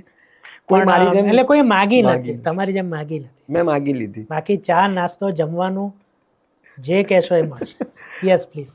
બીજી વસ્તુ કે જે શબ્દોનું જે ચયન છે, કે જે સવાલો છે જે પૂછવામાં આવ્યા છે, એ સવાલો આજ સુધી મેં ખુદને પણ નહીં પૂછ્યા હોય, તો મારા માટે પણ નવું હતું કે મને પણ વિચારવાનો થોડોક વધારે મોકો મળ્યો મારી જ ફિલ્મ વિશે. એ બહુ અલગ અનુભૂતિ કહું એને. અને બીજી વાત કે એક તો પોઝિટિવિટીથી જે આમંત્રણ આપવામાં આવ્યું, કે એક વાત કરવામાં આવી, કે પોડકાસ્ટ કરતાં પહેલાં મળવા આવ્યા, જે રીતે સમય એમને કાઢ્યો, મારી અનુકૂળતાએ એમણે સમય કાઢ્યો, એ બહુ મોટી વસ્તુ છે. મેં તો હજુ શરૂ કર્યું છે, અને આટલું આપવું કોઈ વ્યક્તિને દરેક લોકો નથી આપી શકતા. તો સિદ્ધાર્થભાઈ, થેન્ક યુ સો મચ. અને literally thank you so much કે તમે આ વસ્તુ મને બોલાવ્યો અહીંયા. મારા માટે મોટી વસ્તુ છે. મેં તમારા રિવ્યૂઝ જોયા છે જી, અને આજે તમે જ્યારે રિવ્યૂ કર્યા, લાલોના રિવ્યૂ કર્યા, કે લાલો વિશે તમે 2-3 જે પણ વિડીયોઝ બનાવ્યા, હેમિશે વિડીયો બનાવ્યા, બરાબર છે. જો લાલોમાં તો એવું છે કે અમે બધા જ મારા રિવ્યૂ કરશે, મેં બધાએ કીધું કે ના, જાઓ જુઓ, સરસ મૂવી છે. એ જે ઘટનાથી લઈને કે યાર ઓકે, આ વ્યક્તિ બહુ સરસ બોલ્યા અમારા માટે, આમની સાથે કોઈક દિવસ મળીશું, વાત કરીશું, આ તે પોડકાસ્ટમાં આવીશ, એ તો સપને બી ખ્યાલ નહોતો. એટલે એ તો પેલું 100 કરોડની ઘટના બનશે એ તો કોઈને ખબર નહોતી. હા, અને હું તો કહું છું કે યાર ઇન્ડસ્ટ્રી માટે બહુ સારી વસ્તુ છે. ઇન્ડસ્ટ્રી માટે જ આ સક્સેસ મારી એકલાની કે લાલો ટીમની છે જ નહીં. આ સક્સેસ બધા પહેલા તો જેટલા લોકોએ કામ કર્યું એમની તો છે જ, પણ રિવ્યુઅર્સ, ઇન્ડસ્ટ્રીના પ્રોડ્યુસર્સ, એક્ટર્સ, જે લોકોએ બે હાથે વધાવી લીધી, ઓડિયન્સ માઉથ પબ્લિસિટીથી, 7 વર્ષ કે 5 વર્ષના છોકરાથી જન્મેલા બાળકથી લઈને 96 વર્ષના દાદી સુધી જેટલા લોકોએ આ ફિલ્મ જોઈ, જેટલા લોકોએ ટિકિટ લીધી, એ બધાની સક્સેસ છે આ. સાચી વાત કે એ લોકોએ એવી કોઈક વસ્તુમાં પોતાનું યોગદાન આપ્યું જેણે કદાચ એવું કંઈક કરી દીધું છે હજુ સુધી નથી થયું. સાચી વાત. સો એ બધાનો આભાર છે. અને તમારા જેવા રિવ્યુઅર્સ જે છે ને એમનો ખાસ ખૂબ ખૂબ ધન્યવાદ. તો આશા છે કે આ પોડકાસ્ટ ગમ્યું હશે. ચેનલ સબસ્ક્રાઈબ ન કરીએ તો કરી દેજો, કારણ કે આપણે હવે વિકીભાઈનો ફાયદો ઉઠાવી અને લાલોની ટીમના દરેક સભ્યોને આવનારા સમયમાં, તરત નહીં, બધાને બોલાવવા છે. એમના ભાઈ છે એટલે એમને તો હકથી કરણભાઈને કહેશે જ કે ભાઈ જાઓ, પણ આપણે એક જુદી રીતના લાલોને જોઈશું, જે અત્યાર સુધી લાલો પર જેટલા પોડકાસ્ટ આવ્યા છે એમાં તું કંઈ જ નહીં આવે, એ પ્રોમિસ હું આપીશ. કારણ કે મારી પ્રશ્નોત્તરી મારા મનમાં તૈયાર છે કે અંકિતભાઈ આવશે ત્યારે હું શું પૂછીશ, સુહદભાઈ આવશે ત્યારે હું શું પૂછીશ, કરણ આવશે ત્યારે હું શું પૂછીશ, કે રીવા આવશે ત્યારે હું શું પૂછીશ. તો એ તૈયાર જ છે. પણ જો એ બધા જોવા હોય તો ચેનલ સબસ્ક્રાઈબ કરજો. વિડીયો ગમે ન ગમે એ તમારા પર છે. કમેન્ટ જરૂર કરજો. વિકીભાઈને કંઈ પૂછવું હોય હજી પણ તો નીચે કમેન્ટમાં પૂછજો. હું વિકીભાઈ સુધી એ પ્રશ્ન પહોંચાડીશ અને એમનો જવાબ કાં તો એ ડાયરેક્ટ આપશે અથવા એમના વતી હું આપીશ. તો એમને પણ કંઈ પૂછવું હોય લાલો વિશે, વિકીભાઈ વિશે કંઈ પણ, તો તમે નીચે કમેન્ટમાં પૂછી શકો છો. તો પોડકાસ્ટ ડાયરીઝનું આ પાનું અત્યારે હવે આપણે ફેરવીએ છીએ. નેક્સ્ટ પાનામાં ફરીથી મળીશું. ત્યાં સુધી સિદ્ધાર્થ શાહને આજ્ઞા આપો અને તમને બધાને મારા તરફથી આવજો.